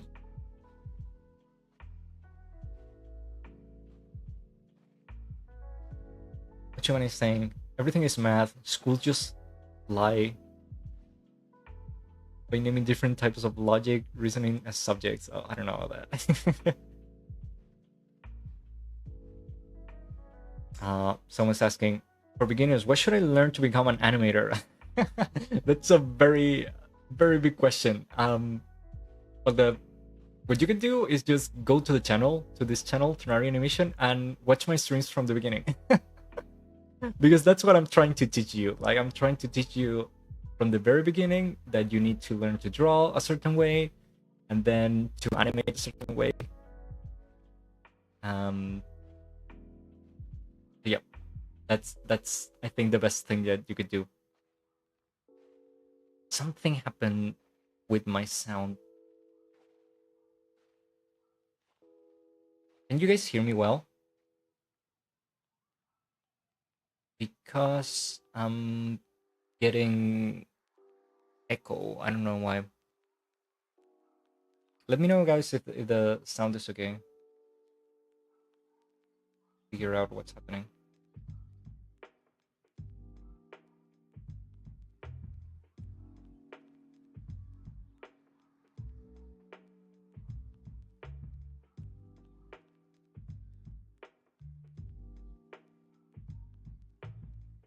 Sound good? Okay. Am I hearing myself though?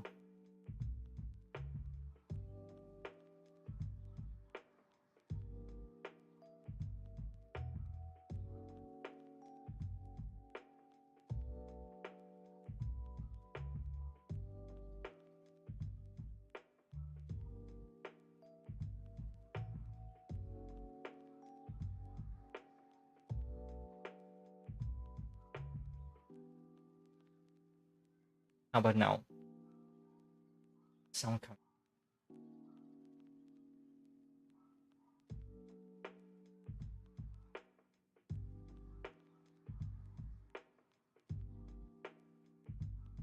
Okay, thankfully, it is taking some time to load. And I don't know what to do. Because have you heard that when you repeat someone's word before they end up talking, they cannot talk? That's what's happening to me.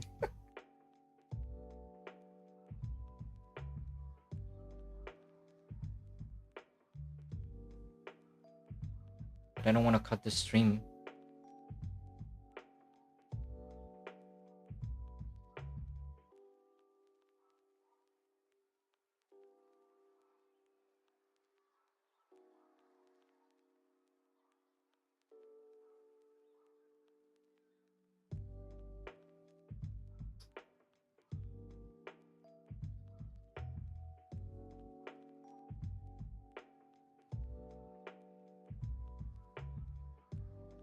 Let me try something.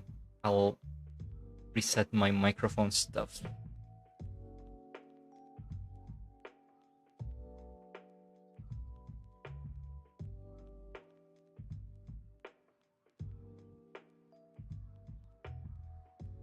Hello? Can you guys hear me? At least I'm not hearing the big echo now.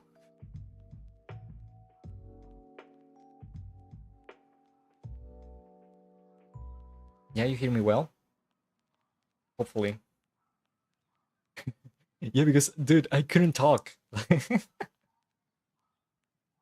I couldn't talk. Like, have you guys seen that kind of weapon thingy that people invented so that people couldn't talk? It was happening to me. It's very weird. Okay, but it's solved. Just in time for the cut. Okay, so this one, they are separated, but these ones are together. Oh my, there's a lot of cuts. It's a big sequence.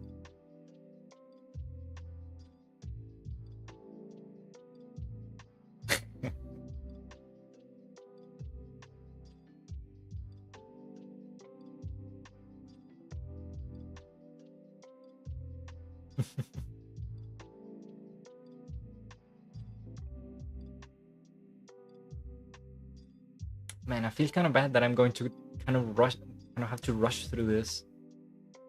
Because they're so good, but it would take me like an hour to go like very in detail. Okay, let me see if I can just go quickly, like with just one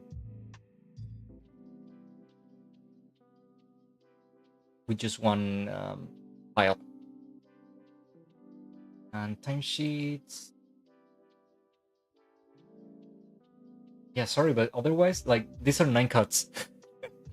It would take me very, very long to go through in detail all of them. Cut 1. 3 seconds. Those VLC are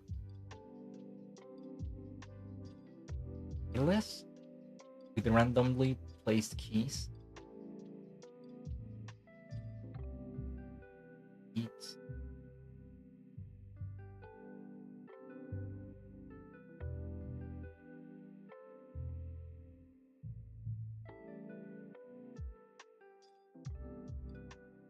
Okay, so A is the character, B is the water falling, and C is the water like colliding with him, right? Looks okay. It's animated on 2s, which is okay. Like, that's a good timing for it. The only thing that kind of like calls my eye is that these lines that the water colliding with him, it has kind of a single direction, right? See, you would expect it to be something like this,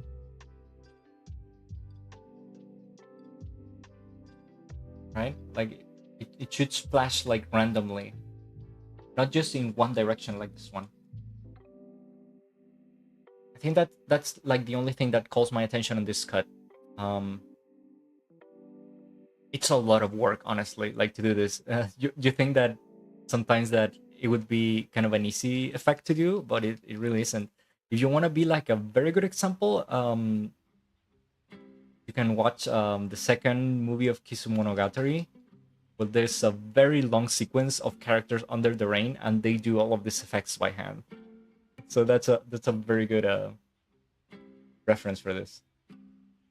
The character looks good. Looks okay.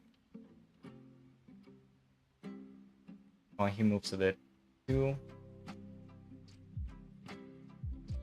3. Yeah, I think it works.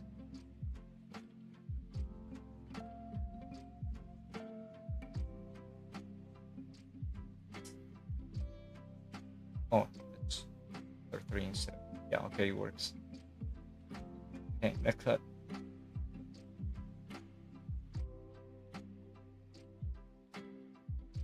A lot of layers. 2. Oh, no, this is cut 3.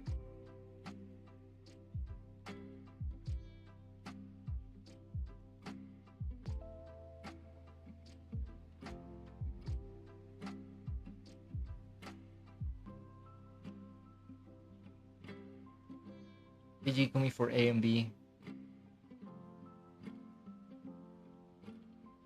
Come out from behind the chat. ACLSL. Walk cycle. D-cell. Cell walk cycle. But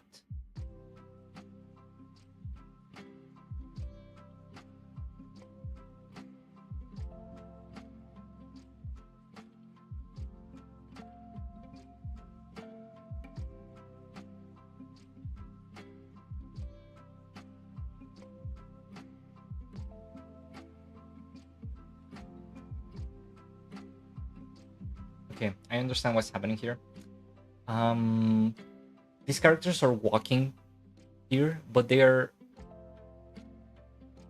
have an SL, they have a slide notation to make them move. I think there's a better notation for that, because the problem with the slide is that, for example, you're animating your characters in 3s, but the slide moves at 24 frames per second. So what could happen is that your characters, when the poses are held, they will slide while they're supposed to not be moving. I think the notation that you should use for that is, I think it's the tap wari. We should be in the Tonari manual. I've just used it once, um, which is the notation that you could use to have your poses, your passing position and your contacts, and you can tell them like, okay, this pose then moves to here and moves to here. If you don't want to do that, and this is a very small walk, like it's very short, you can just do the keys. You don't need to make the character slide. Like just do your keys and let them stay um, where they are instead of sliding them, because slide doesn't really work for making the characters walk. Okay, for the same reason, because they will slide like they're on skate rollers or something.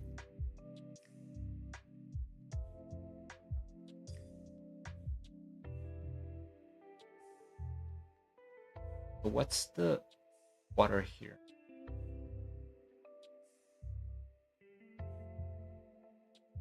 DNF cell cycles with random place keys. Kumi line for D cell from C cell. Kumi lines from F from cell.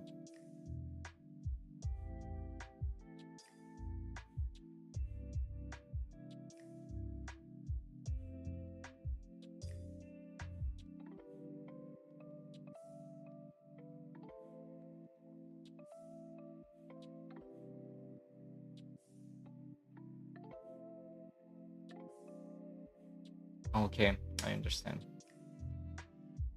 For these ones, you don't really need to notate the Kumi in the memo area of the timesheet. You can just do it directly on the layout. Kumi is one of the ones that you don't have to put here. I'm thinking about this water though. Is it E? Water E? Oh, probably not.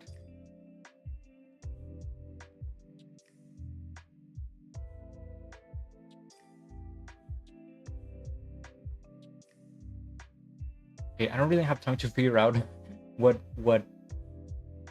it's F, I guess, right? Or D. The thing is very simple.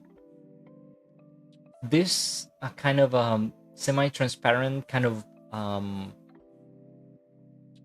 smooth. No, that's not the word. Kind of blurry thing you did for the water.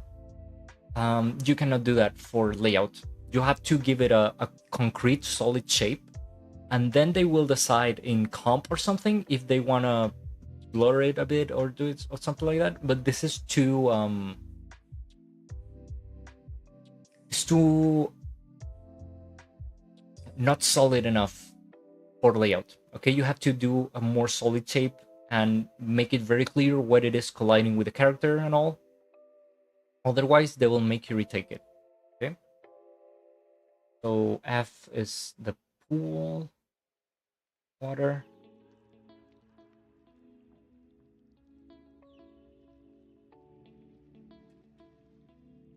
You did a Naka Serifu in this character?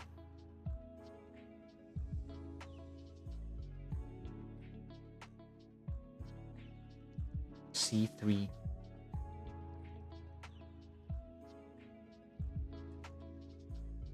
One, two, one, 3, 4, 3. Okay, I understand what you tried to do, but remember that unless it is like a very comical scene, characters have 3 mouths to talk. If you do it just open and close, it will probably look very weird. I don't know, maybe the character did that at some point in the actual series, but it confused me a bit.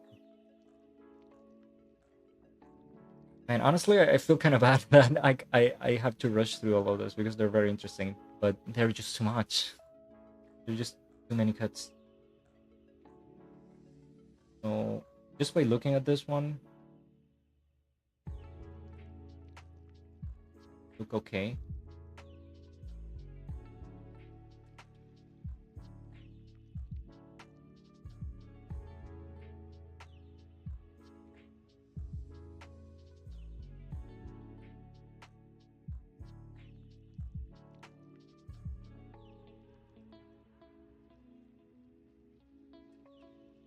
They look okay to me.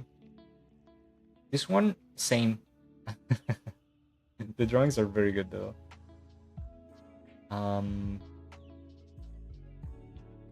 It's just kind of weird that the water has just one direction when it uh flashes on him, and he is A, or what's his what's the character? I guess Serifu or B cell. Oh, this was B, should be 4, I guess.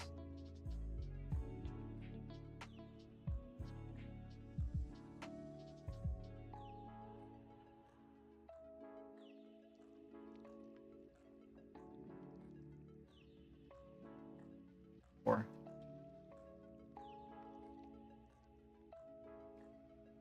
B cell is Atari for animating. After finished Doga, so A to be better matching the movement of the cells. I don't understand that.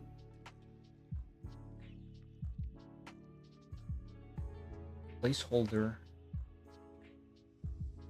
What is C? Oh, C is the water, the placeholder.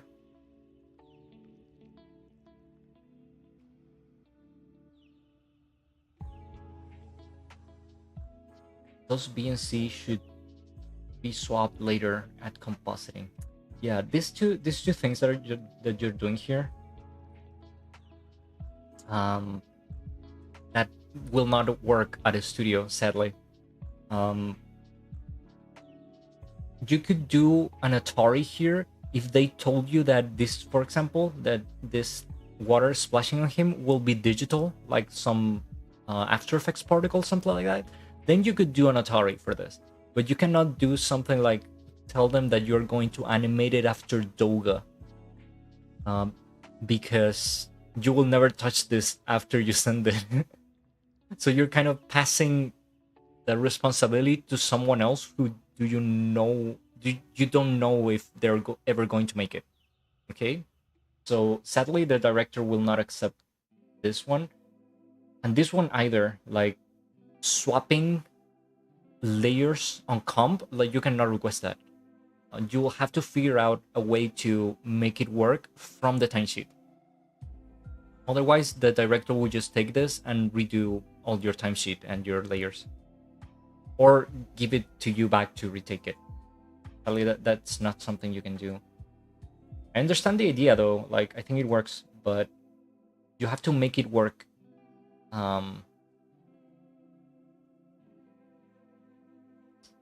the layout, okay? And the other thing, I guess the character is talking here from A1 and A1.5. That looks like a serif, right? Or he's doing something with his mouth. But you don't have a serifu either, like the dialogue notation, and it should be there if the character is talking.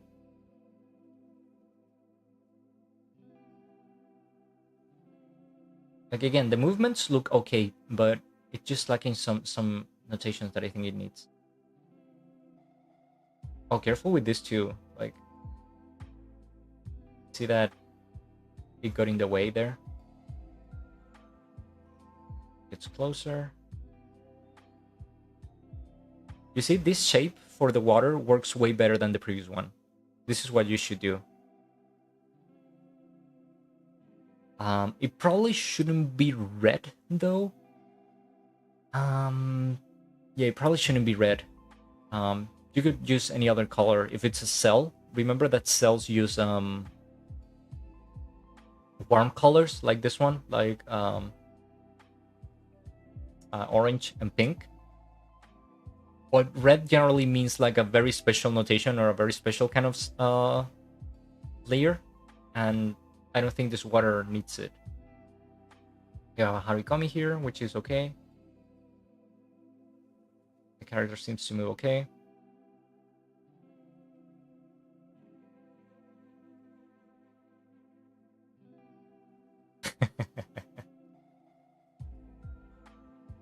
Here you have a Serifu here. Remember that you have to write Serifu here. It's not enough to just do the bouncy thingy. And I don't see a reason to do like 1.52. Like you should do 1, 2, 3 in this case. Okay. This numbering for a Serifu is not common. You generally do this 1.5 or something when you do like in between guides. Sometimes you can do that, but not for this kind of stuff.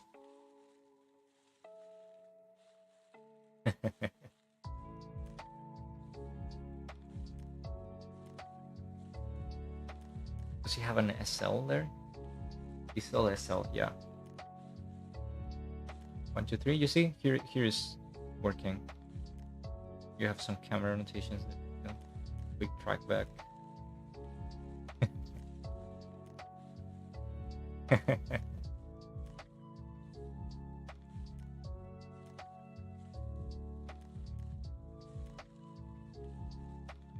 One is working too. I'm pretty sure there has to be a notation to do this. They're generally called like something like stream blurs or something, but they are very like complicated. What's going to happen probably if you already animated this, they will probably do it in After Effects. Like they will say like, okay, we'll use this as a template for like timing, but they're going to do this in After Effects probably.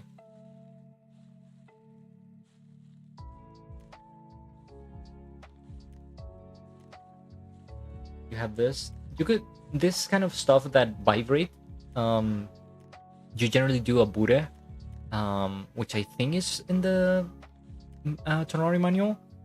Bude, they are basically when you tell the Doga people that you want something that's going to vibrate to be drawn twice. Like they're generally going to try to trace the thing, but it's never going to look the same. So when you alternate them, it will looks like it's vibrating.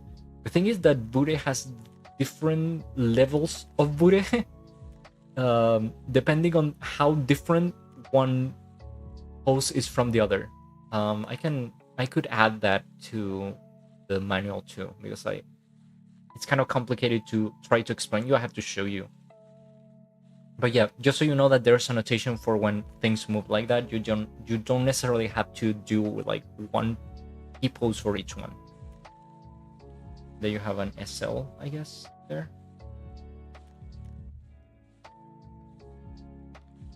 Yeah, an SL.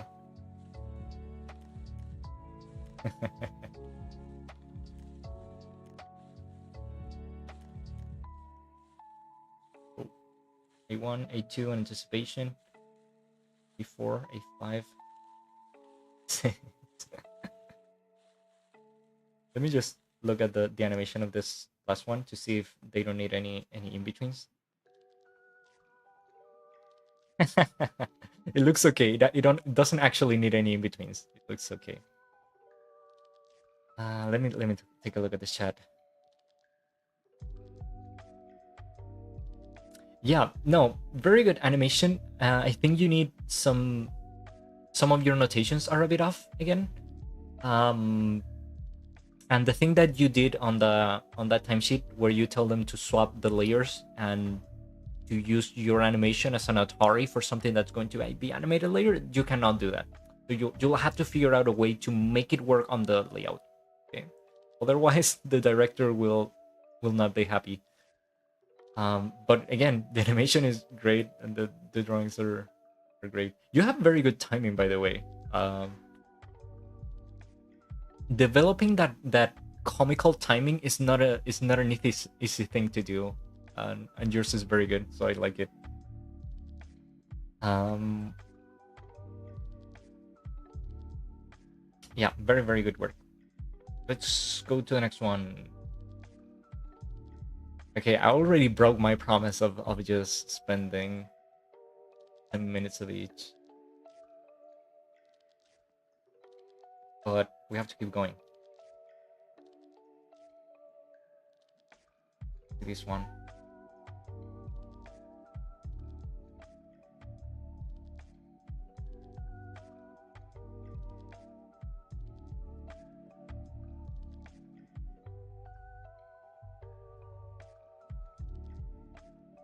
Timesheet.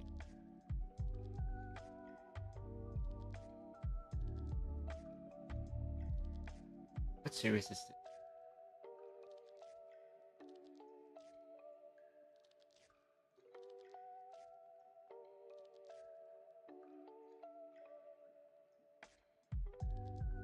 And the person name is Gaming 2. Sorry if I'm butchering your name. Okay, let's cut. Okay, so it's a very, very subtle take on the timesheet.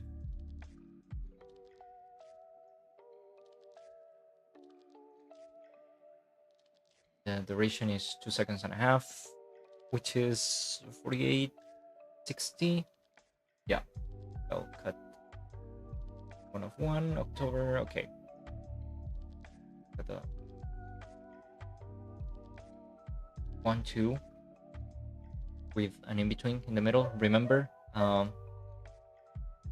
have to tell me where this in between is. I guess it's probably half of half, like this. But you have to tell me, otherwise the in betweener will not know what to do.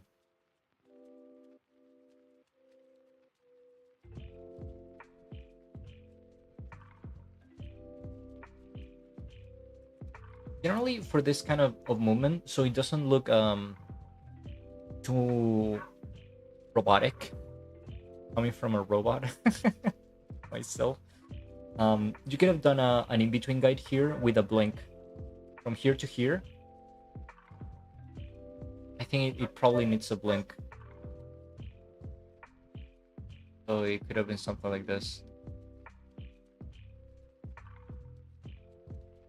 Could have worked with 3 in-betweens here, an in-between here, and this one has a blink. Otherwise, it just looks like he's kind of shifting, but his expression doesn't change too much. I think he goes down. Again, you have to show me where this is. Half of half. Then he goes up. I'm wondering if this is supposed to be an anticipation or not. The timing is kind of weird, because if it's supposed to be an anticipation, then it is too slow.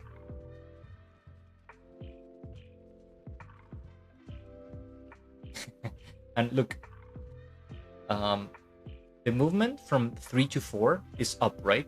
His head goes up, but you are showing me an spacing chart on the other direction. It should be in this direction, and then I wonder if it's in that direction. What's the spacing that you wanted to give it? Is it this one, or is it the other way around?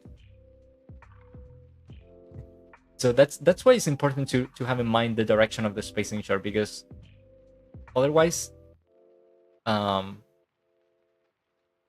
people might end up in betweening your stuff the other way around. Okay, so I don't know if, again, if this pose is supposed to be, I guess it is an anticipation, because it doesn't have a hold at all. So it's an anticipation, but for an anticipation, it is kind of slow. 3.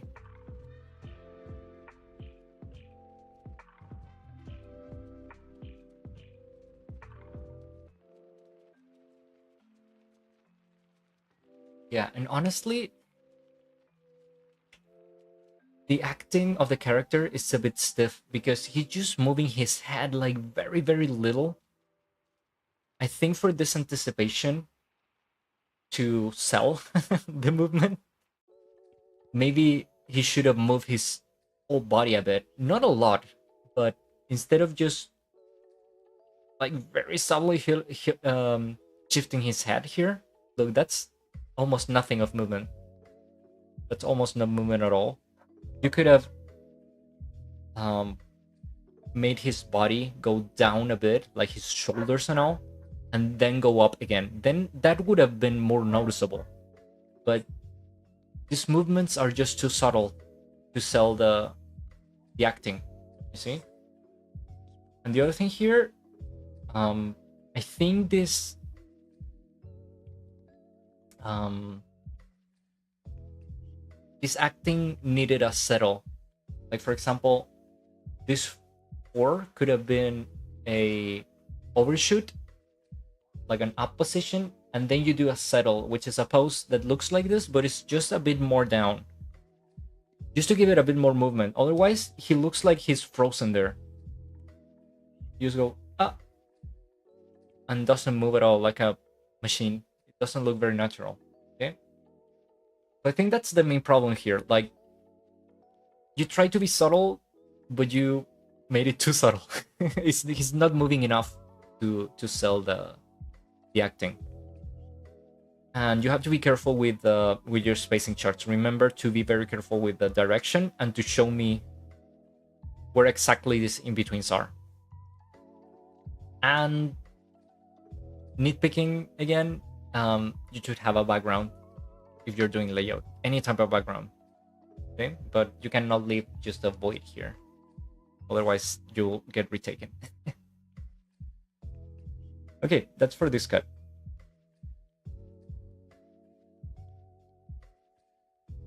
Okay, let me read it for a bit.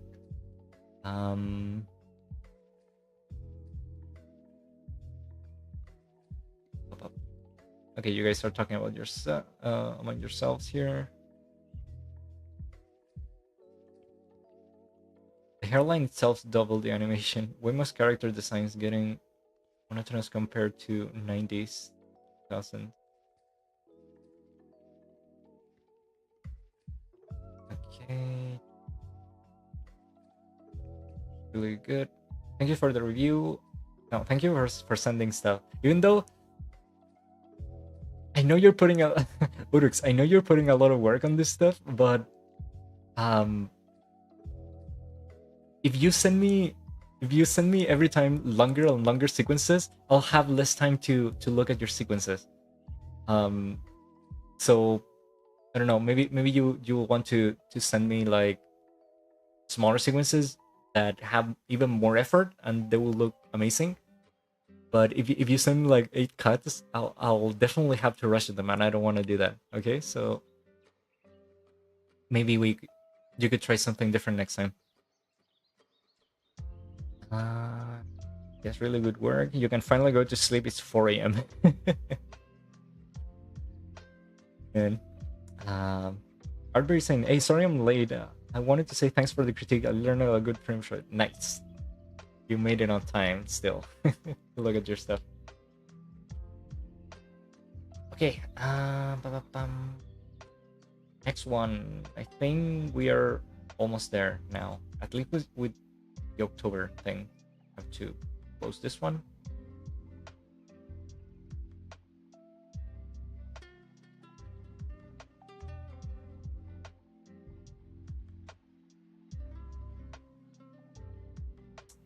Next one.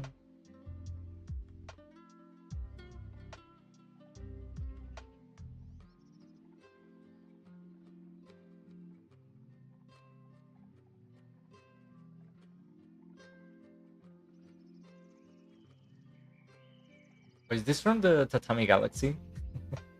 That's why the characters look so peculiar, I guess.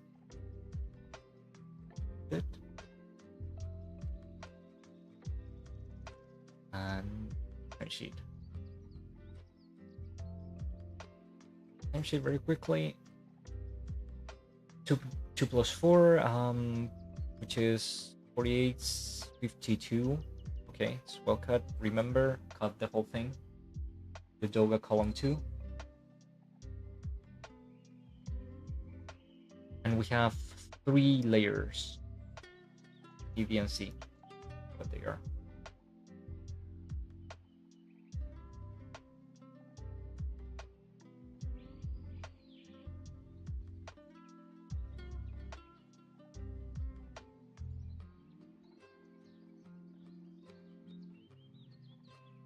Okay, so C is this arm here, and B and A are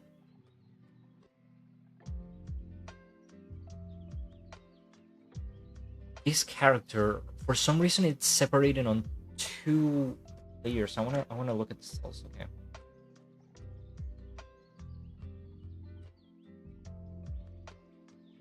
Okay, so B is the cell phone. For some reason, A and B. Okay. So you try to separate the character and the cell phone. The thing is, in the timesheet, they are synchronized. You see, when A moves, B moves. When A moves, B moves. Except for here, maybe, because for some reason it doesn't have in-betweens. But honestly, I would have just done 1 layer. You didn't really need to do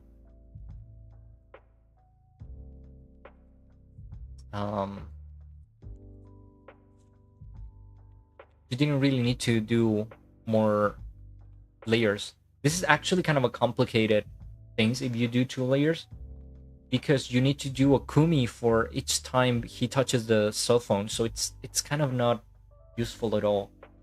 And as I said, A and B are pre-synchronized. You should have just added an in-between here extra for the cell phone and just do 1 layer for all of them. And here, when the cell phone exits, you don't really have to do anything on the timesheet. You just draw the character without the cell phone. So you could have done it way simpler, honestly. And the arm begins with X because it's not there for the first 4 frames. Touches the character. Here's something else to have in mind. He's touching the character, but look at the hand. The hand actually gets behind the character, but the arm is C, so it should be on top. That means 2 things. Either you could do this arm be A instead of this character, so you flip them, or you have to do a kumi here. You have to say that this layer is being cut by this character, and you have to notate it. Okay, but honestly, this could be very easy without any special notation if you just reorder your layers the right way. Apart from that, let's look at the animation itself.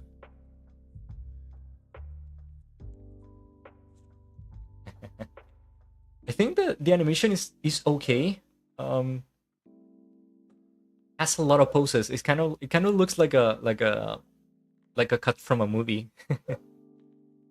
I wish you had spacing charts for A and B, so I could see if the movement is actually working.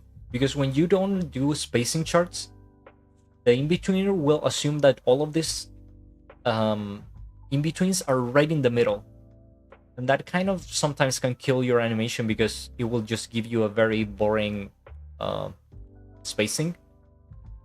When this kind of action, which is kind of wacky and kind of with a lot of acting, they should have a more interesting spacing. The poses are very good too. I like this kind of this perspective. I like them. These are good too. For C, again, try to give me exactly where this in between is here. It's the middle of that, and remember to do the little line here. This is what I don't like when people do the spacing chart with the arrow on the same spacing chart, because I always get confused. Like I see this and say like, oh, is this an in-between two or is it the border of the thing? That's why you generally just do the arrow here. Okay, but that's kind of a format thing. This one too, you have to tell me this, the middle of this, right? Overall, a good cut. I don't remember if the characters of Tatami Galaxy had shadows. Maybe they didn't. Um, at least in the set, it doesn't have it. But yeah, okay, it looks nice. Good cut. Again, you could have done your layers way simpler and not have to worry about like boomy stuff like that. But good cut. Okay, I think we finished all of the critiques from October. Just the ones from October. I'm going to continue. I think we're a good time. We have been here for just 2 hours and a half. I'm going to do the ones from September, which are like 2 or 3, and I'm going to answer the questions from the marshmallow. But first, I'm going to go to the bathroom. So you guys wait for me a couple of minutes, and I'll be back. Okay.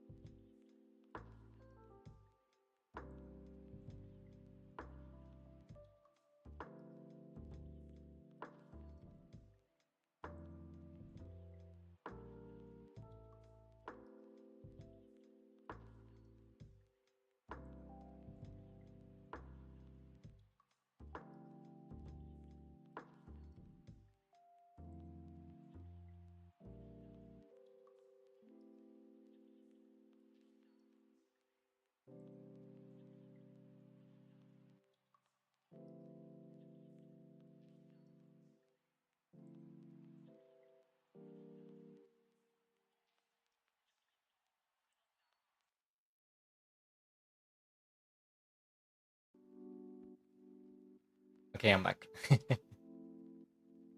Okay. Um, First, I'm going to read the marshmallow. Thanks. And there's not a lot of them. There's just a few. So for those of you who don't know, maybe I haven't put it on the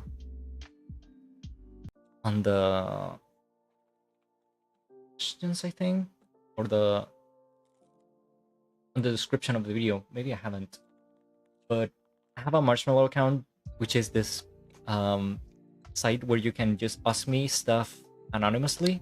So you can send me questions there. Maybe you have a longer question that you want me to answer on stream, and I'll do it. So there's a few of them. Okay. First one. Someone asked the other day, Avis, I would like to ask you to make a future stream devoted to rough animation stage. How to properly work with Sede, simplify character designs, and what the very first passes of rough animation should look like. I'm kind of struggling with smooth transitions from really rough passes to more tie-down passes. I don't know how to describe this feeling accurately, but basically every time when I make first passes, I get disoriented. Everything seems awkward and unserious. Sometimes when I overcome that state and do more tie-down, it becomes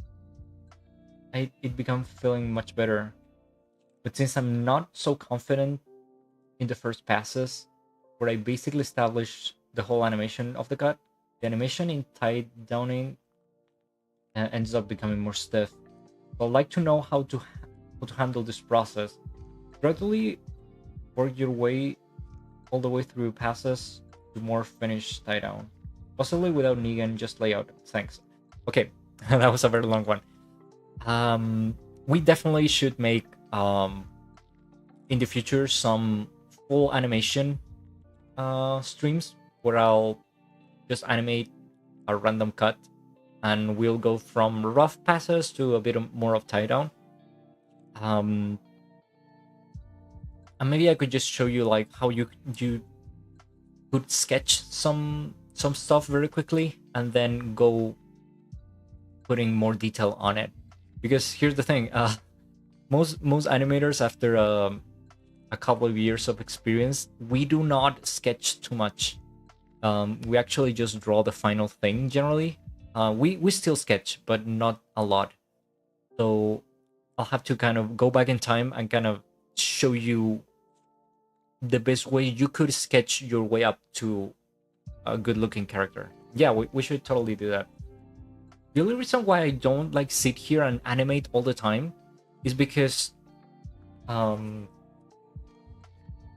cuts generally take several hours. So I don't like to do, for example, a cut that will take me more than one stream to do. So I'm generally very careful with that. But yeah, I eventually will begin animating full stuff again so that you guys can see the whole process. Okay, next question. Hello, I want to become an animator, but my parents are not happy about it because they see it as a meaningless job, so they want me to go to university first. Now, I'm currently an undergraduate student, but I still plan on becoming an animator regardless what they want from me. Please, can you tell me what should I do to convince them to change their minds? Okay. My personal experience, I also went to university for several years before becoming an animator or studying animation. I think it's not bad, especially because the animation market is not very stable. So it's good to have like a plan B.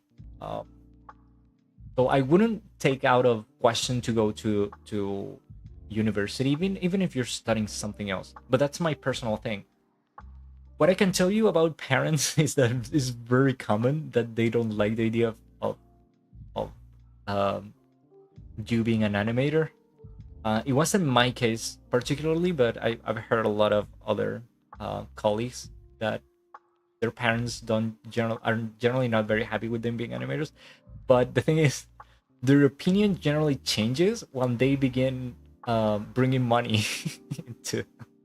Because if you do good, if you become a decent animator, you'll probably make decent money, and your parents might change their mind then.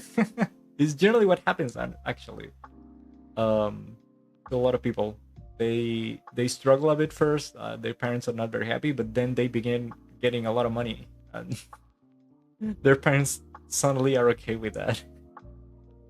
But yeah, like, of course I'm not part of your family. I don't know the whole circumstances.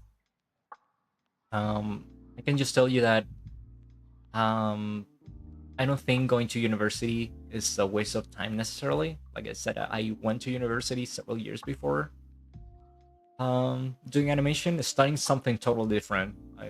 I I wasn't studying animation at all. Then I began studying animation, but it was still useful, um, especially again because the animation uh, market is not always very healthy. So sometimes you might find yourself without a job, which might very well happen.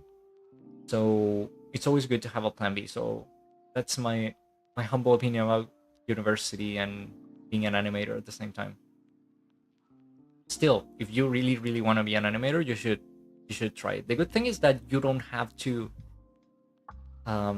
necessarily spend all of your time of the day like studying animation. You can do it as a side um, thing, and I think it will still work pretty well. Yeah, that's about that.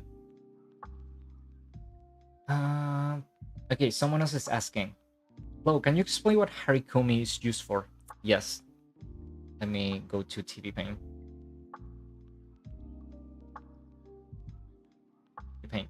Okay, I didn't close this one.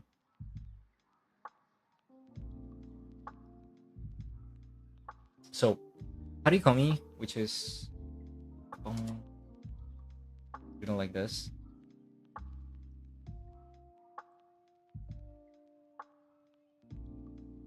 Or like this.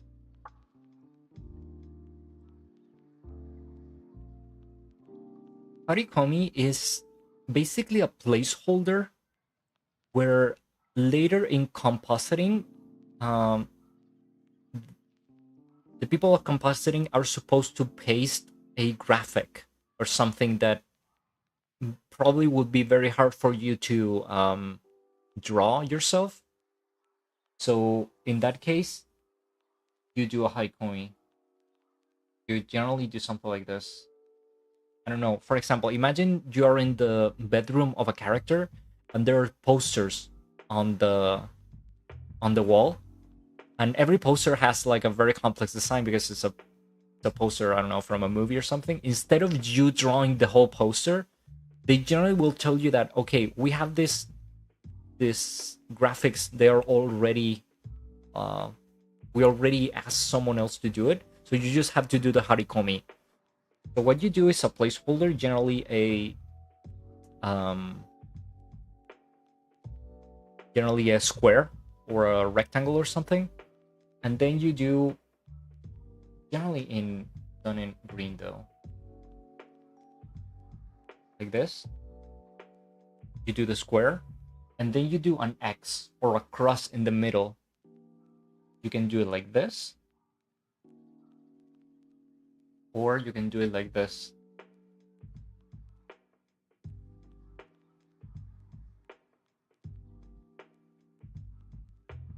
You'll see both very often, like they're equally valid.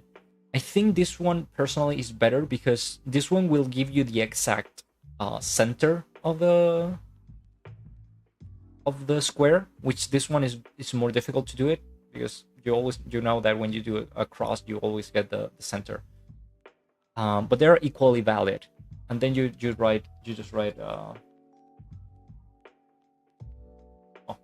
uh, you're inside or outside. Me, and they will know what to do with that. Okay. It's also useful, for example, when you have a character with a tattoo sometimes or a logo on their clothes, which is something that would take you a lot of time to do. You just do one of these on their body, and later in comp, someone will paste the graphic. For example, in Black Clover, I remember a lot of the characters had harikomis on them. Like Asta had a harikomi on his headband, because we didn't have to draw the whole like Black Bulls logo on him all the time. It would have been a pain. So he had a harikomi on the headband. We would do this. That's a harikomi. It's as simple as that. The placeholder for graphics. Okay, next question. If I want to start in the Japanese animation industry, do I need to go to work my way from Nigen to second key and then finally become a Genga animator? Because I believe that have Genga level right now. Like I've been animated for 3 years, and to I've got to a point that I'm feeling ready to start a career in the industry. Um, okay, it might be a bit confusing with the terms like Nigen to second key to Genga, because those could mean the same thing. What this person probably means is that if they have to begin with second key or Nigen and then do layout. I think that's what this probably means. Sadly, generally, if you're going to begin with, like in the animation industry, like if you're being contacted by PAs and stuff, generally, you don't have much choice. Especially if you're new, they haven't worked with you before, and you don't have like credits and stuff. They'll generally just ask you to do whatever they want. They might ask you to do layout, but would be kind of uncommon. They might ask you to do second key first, and you should try it because it's a good learning experience, and it will give them the security that you are a decent and professional animator. Okay, and then eventually they will give you a layout. It will not take a lot of time, but again, if you're a new animator in the industry, you don't have much choice. You will basically have to do what they want, what they ask you to do, at least at the beginning. Okay. Okay. I think all of the others I read already. Yeah, I already read the other ones. So those were the new questions from the marshmallow. I'll make sure that the link is in the description so that you can ask me stuff anywhere, anytime you want. Okay, and I can read those on the stream. Okay, we're almost there. We just have to do the the critiques from September, and we will be ready, and I'll be free, and you guys will be free. So I'll go very quickly to September.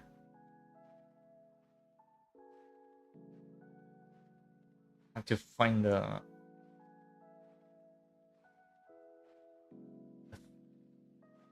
window, the folder. Give me just a minute.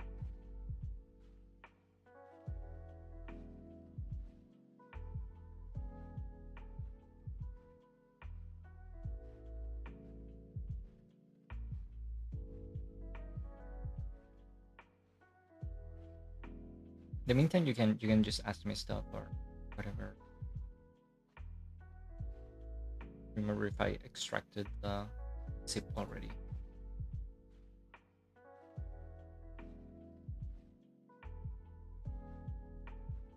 Over again.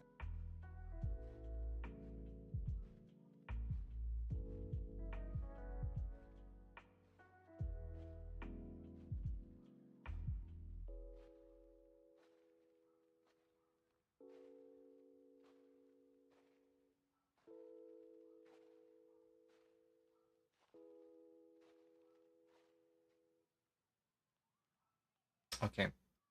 So I think the previous topic was standing up, right?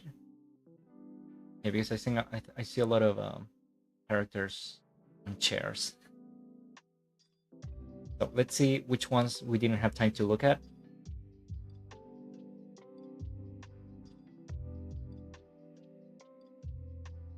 I think the first one is this one. Close.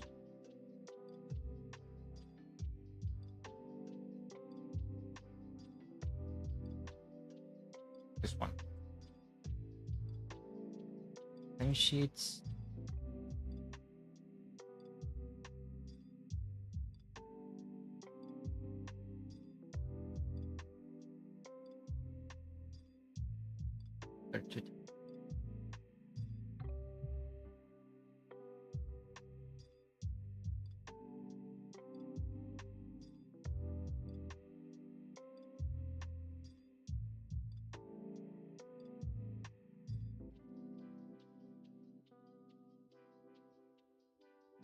think the timesheet is this one.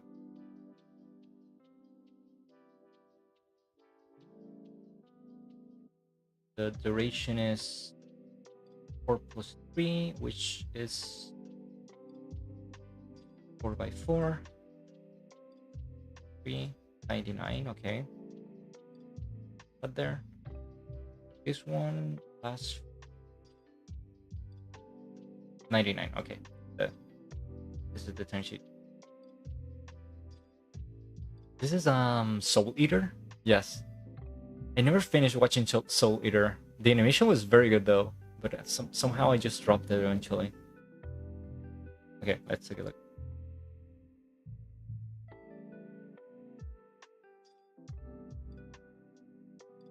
Okay, so we have a lot of stuff happening here. So we have A. Is this character here?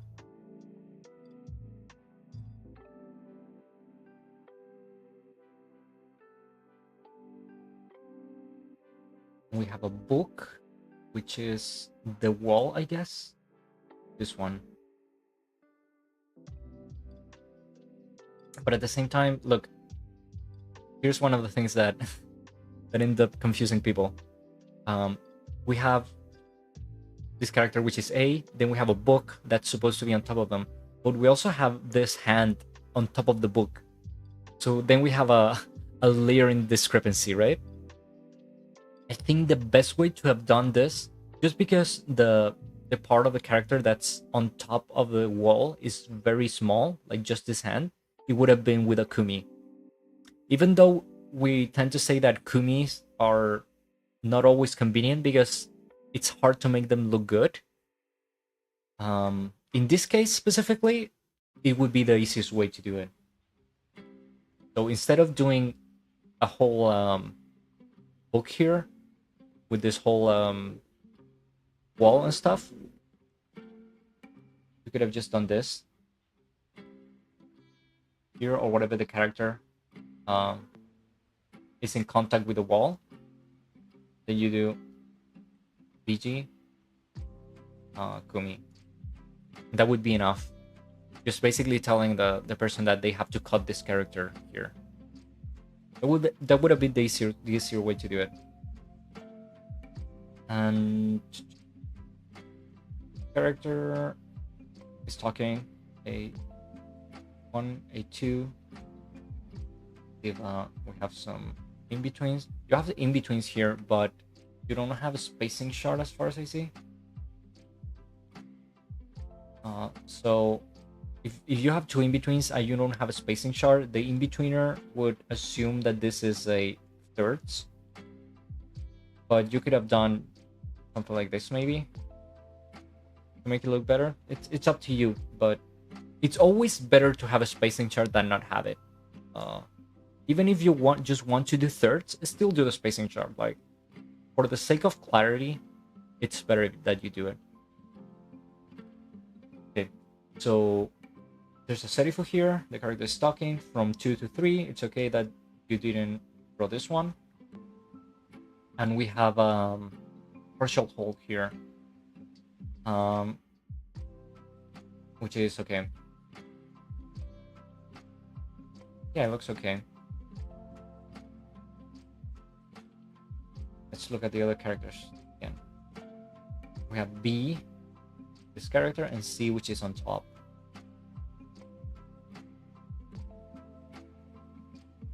So B1, B2, he turns.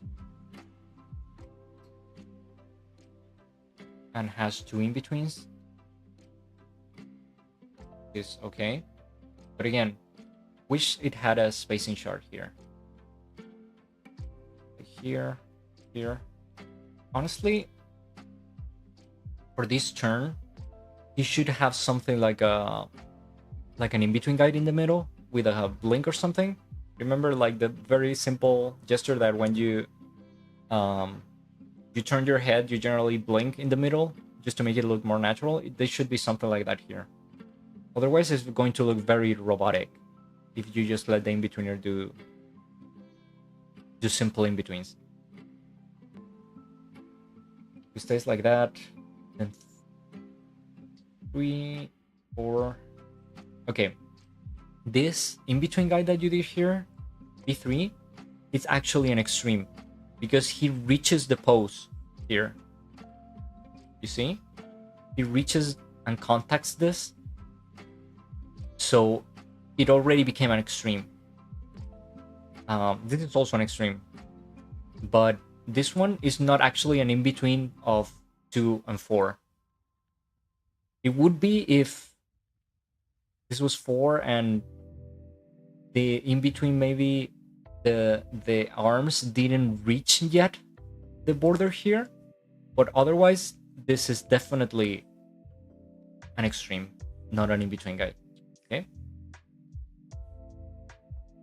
And he reaches, goes down a bit, and then he stands up on 5. Oh, let me take that. Man, you have to do your spacing charts. It's really confusing to have to go from here to the timesheet. If you had your spacing charts, I could have just take one look and it would be okay. 4 to 5.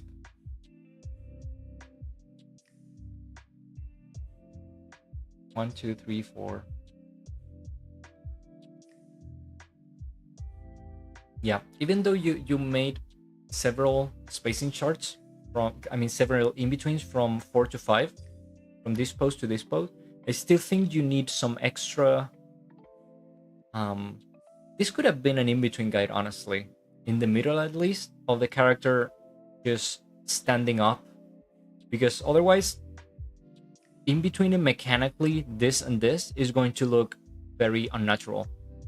You could have done the character just standing up a bit, like with his legs more straight, but his head still down, for example, and that could have been an in-between guide between this and this one, and that would have made it look way more natural. It's also kind of weird too, like we have a weird composition of the whole cut, because the character gets cut here, and unless you want to, I don't know, emphasize that the character is very tall, for example, which I don't think this is the case. I mean, I know this character is tall, but I don't think that's the idea on the whole cut. There's no reason to cut his head off at the top. We could have just make a better composition and have the whole character inside the frame. Same with this character that appears here. Even though I think he doesn't really reach this part, it's still kind of in the very, very corner. So it looks kind of weird. I think the composition of the whole cut needs a bit more work. And this character is just doing, just playing. I'm doing 1, 2, 1, 2, 1, 2. I would have done maybe a couple more. Maybe a couple more poses. I don't know. I know it's sometimes funny when characters are doing something and they just kind of vibrate or go from one pose to another like very quickly. But I think just doing 1, 2 is not enough. I would have done maybe 4, and have him like change the position of the joystick, maybe from one side to the other. I kind of vibrate in between that. I think 4 poses would have been okay, or maybe 5 or something like that. But 1, 2 is just not a lot. The other thing, you wrote like repeat here. It's not really well written. The thing is B E. Oh, you need a like this kind of hold here, and then you do the toe here, and that's coming from me that I can barely I can barely write in Japanese, but this is how it's done. Okay. So you need an extra character there and just define this a bit more. Yeah, that's the cut. It's okay overall. You need a bit more poses, and please do the spacing charts next time, so it's easier to evaluate, and it will also like save you some trouble with the director. But good cut.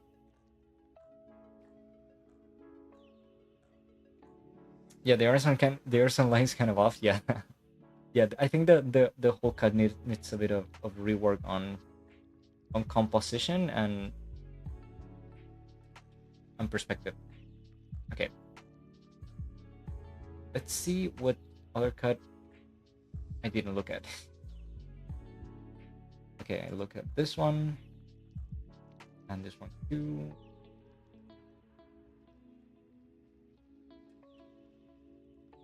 This one I didn't look, I think.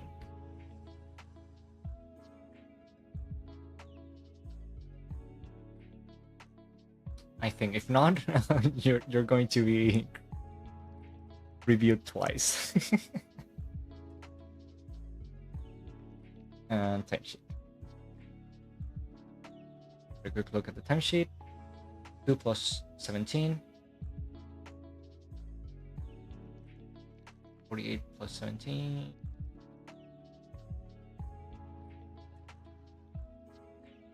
5. And it's well cut. Okay. In betweens and stuff there looks okay. Yeah, let me check. Honestly, I don't remember if we looked at this one, but just to make sure.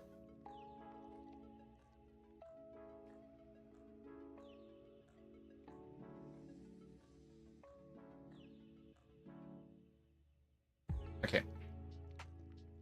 First thing I noticed, like overall, is that her head is shifting volume a lot.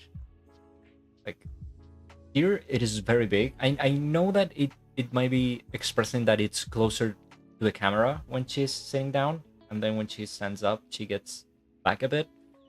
But unless you're using a very, very weird lens on your camera, that's not going to happen, like, visually. So you have to be careful with the volumes of the parts of your character. Okay. And there's a B. What's B? The shadow.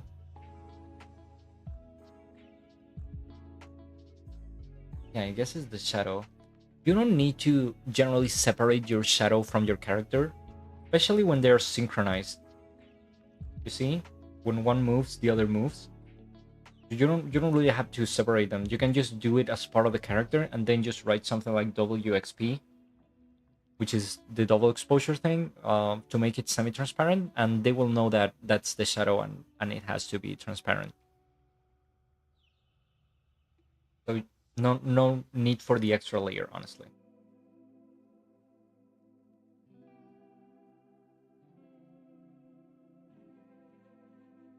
So from this pose to this pose, you have 3 in-betweens and 3s.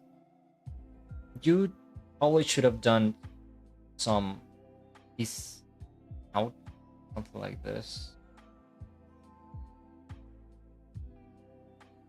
Could have done something like this. Maybe would have looked more natural. Yeah, that could have worked. Because again, if you do an even spacing all the time, your characters will look kind of robotic and lifeless. Then we have A3, which is an in-between guide. A4. Like, okay, I can see that. I can see how it works. And it's good that you included this in-between guide, because the movement wasn't very clear without it. One thing that I could say about this in-between guide, though, is that she's moving both of her arms like at the same time, which kind of looks a bit weird. I would have maybe done the movement just a bit more asymmetrical to make it look more natural. I don't know. That's kind of how I think I would have approached it. And then she reaches 4.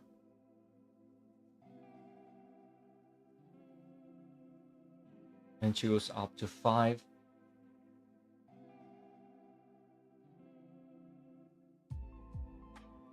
Yeah, you definitely need some extra poses here. or at least a change of timing, because she's getting up very quickly. Especially again, you have thirds here, like you have very even timing, I mean spacing.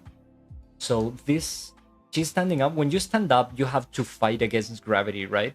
So you begin like standing up kind of slowly, and then you go up when your muscles kind of adjust. So you don't get up with an even spacing like ever. You generally do something like this at least. And I would have honestly used more in betweens here, because again, she's like supposed to be fighting against gravity to stand up, and this from this is very quick. And I think she probably needed an extra pose. I know she's like leaning forward, which is what you do when you stand up, but you probably needed one more pose of her leaning just a bit forward to sell that she's standing up. And then she kind of regains like her pose here. 5 to 6, 7.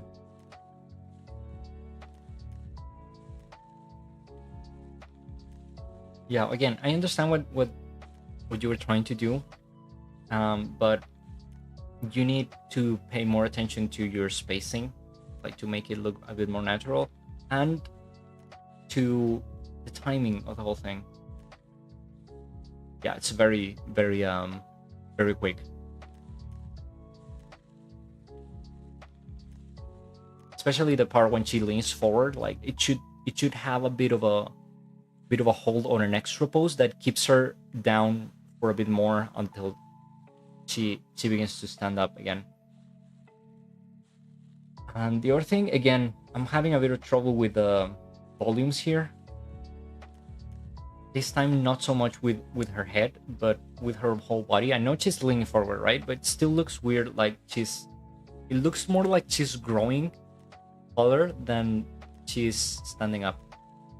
And be very careful with this. Like she's almost touching the border of the screen. That's almost a tangent. So that's really not good for your composition. I think she should be, her whole head should at least be here. So you might have to work again the composition of the whole cut, okay? Like doing tangents with the border of the screen, especially with the character, is very, very bad. Like it's visually very jarring. And yeah, I can't figure out too much, honestly, what's happening with the background, but the perspective is probably very off. Like you generally need a bit more detail on the background to know what's happening. They'll probably ask you to redo this background with a bit more detail and a better perspective. Because yeah, it's not very easy to figure out what's really happening. Like what are the levels behind her, like if there's a street or something, or I don't know, I don't really know what's happening, so you probably need more detail there.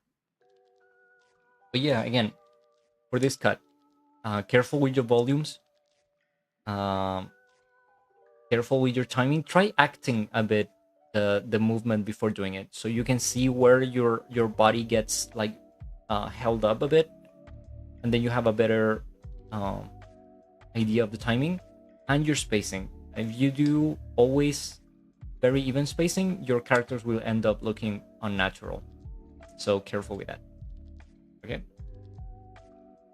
any comments? Not yet. Okay, we're almost finished. Almost finished. When is this? Yeah, I think we looked at this one already. Yeah, I think we're ready. I think we're ready. There were only 2 from September. I don't know if I didn't look at yours and you notice now, maybe you can tell me. But as far as I know, that's all we had and I'm very happy about that. We have been here 3 hours. I thought they were going to be 4 hours. So I'm very, very happy with the results. Again, sorry if this was a bit long and boring, but I had to finish this for everyone. And now we can begin doing some more fun streams. Like I have several ideas that I want to do, and probably during the week I'll come back with something more interesting for you guys to watch. Okay? Any questions? Any final thoughts before I go to bed? I'm going directly to bed now. But yeah, no. Thank you guys. Thank you for everyone who stayed during the 3 hours. Hope I went through all of your stuff, like your submissions, and I hope the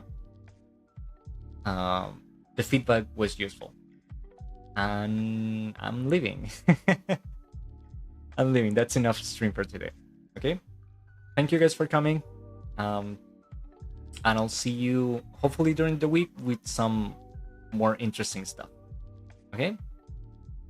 See you guys later. Bye bye.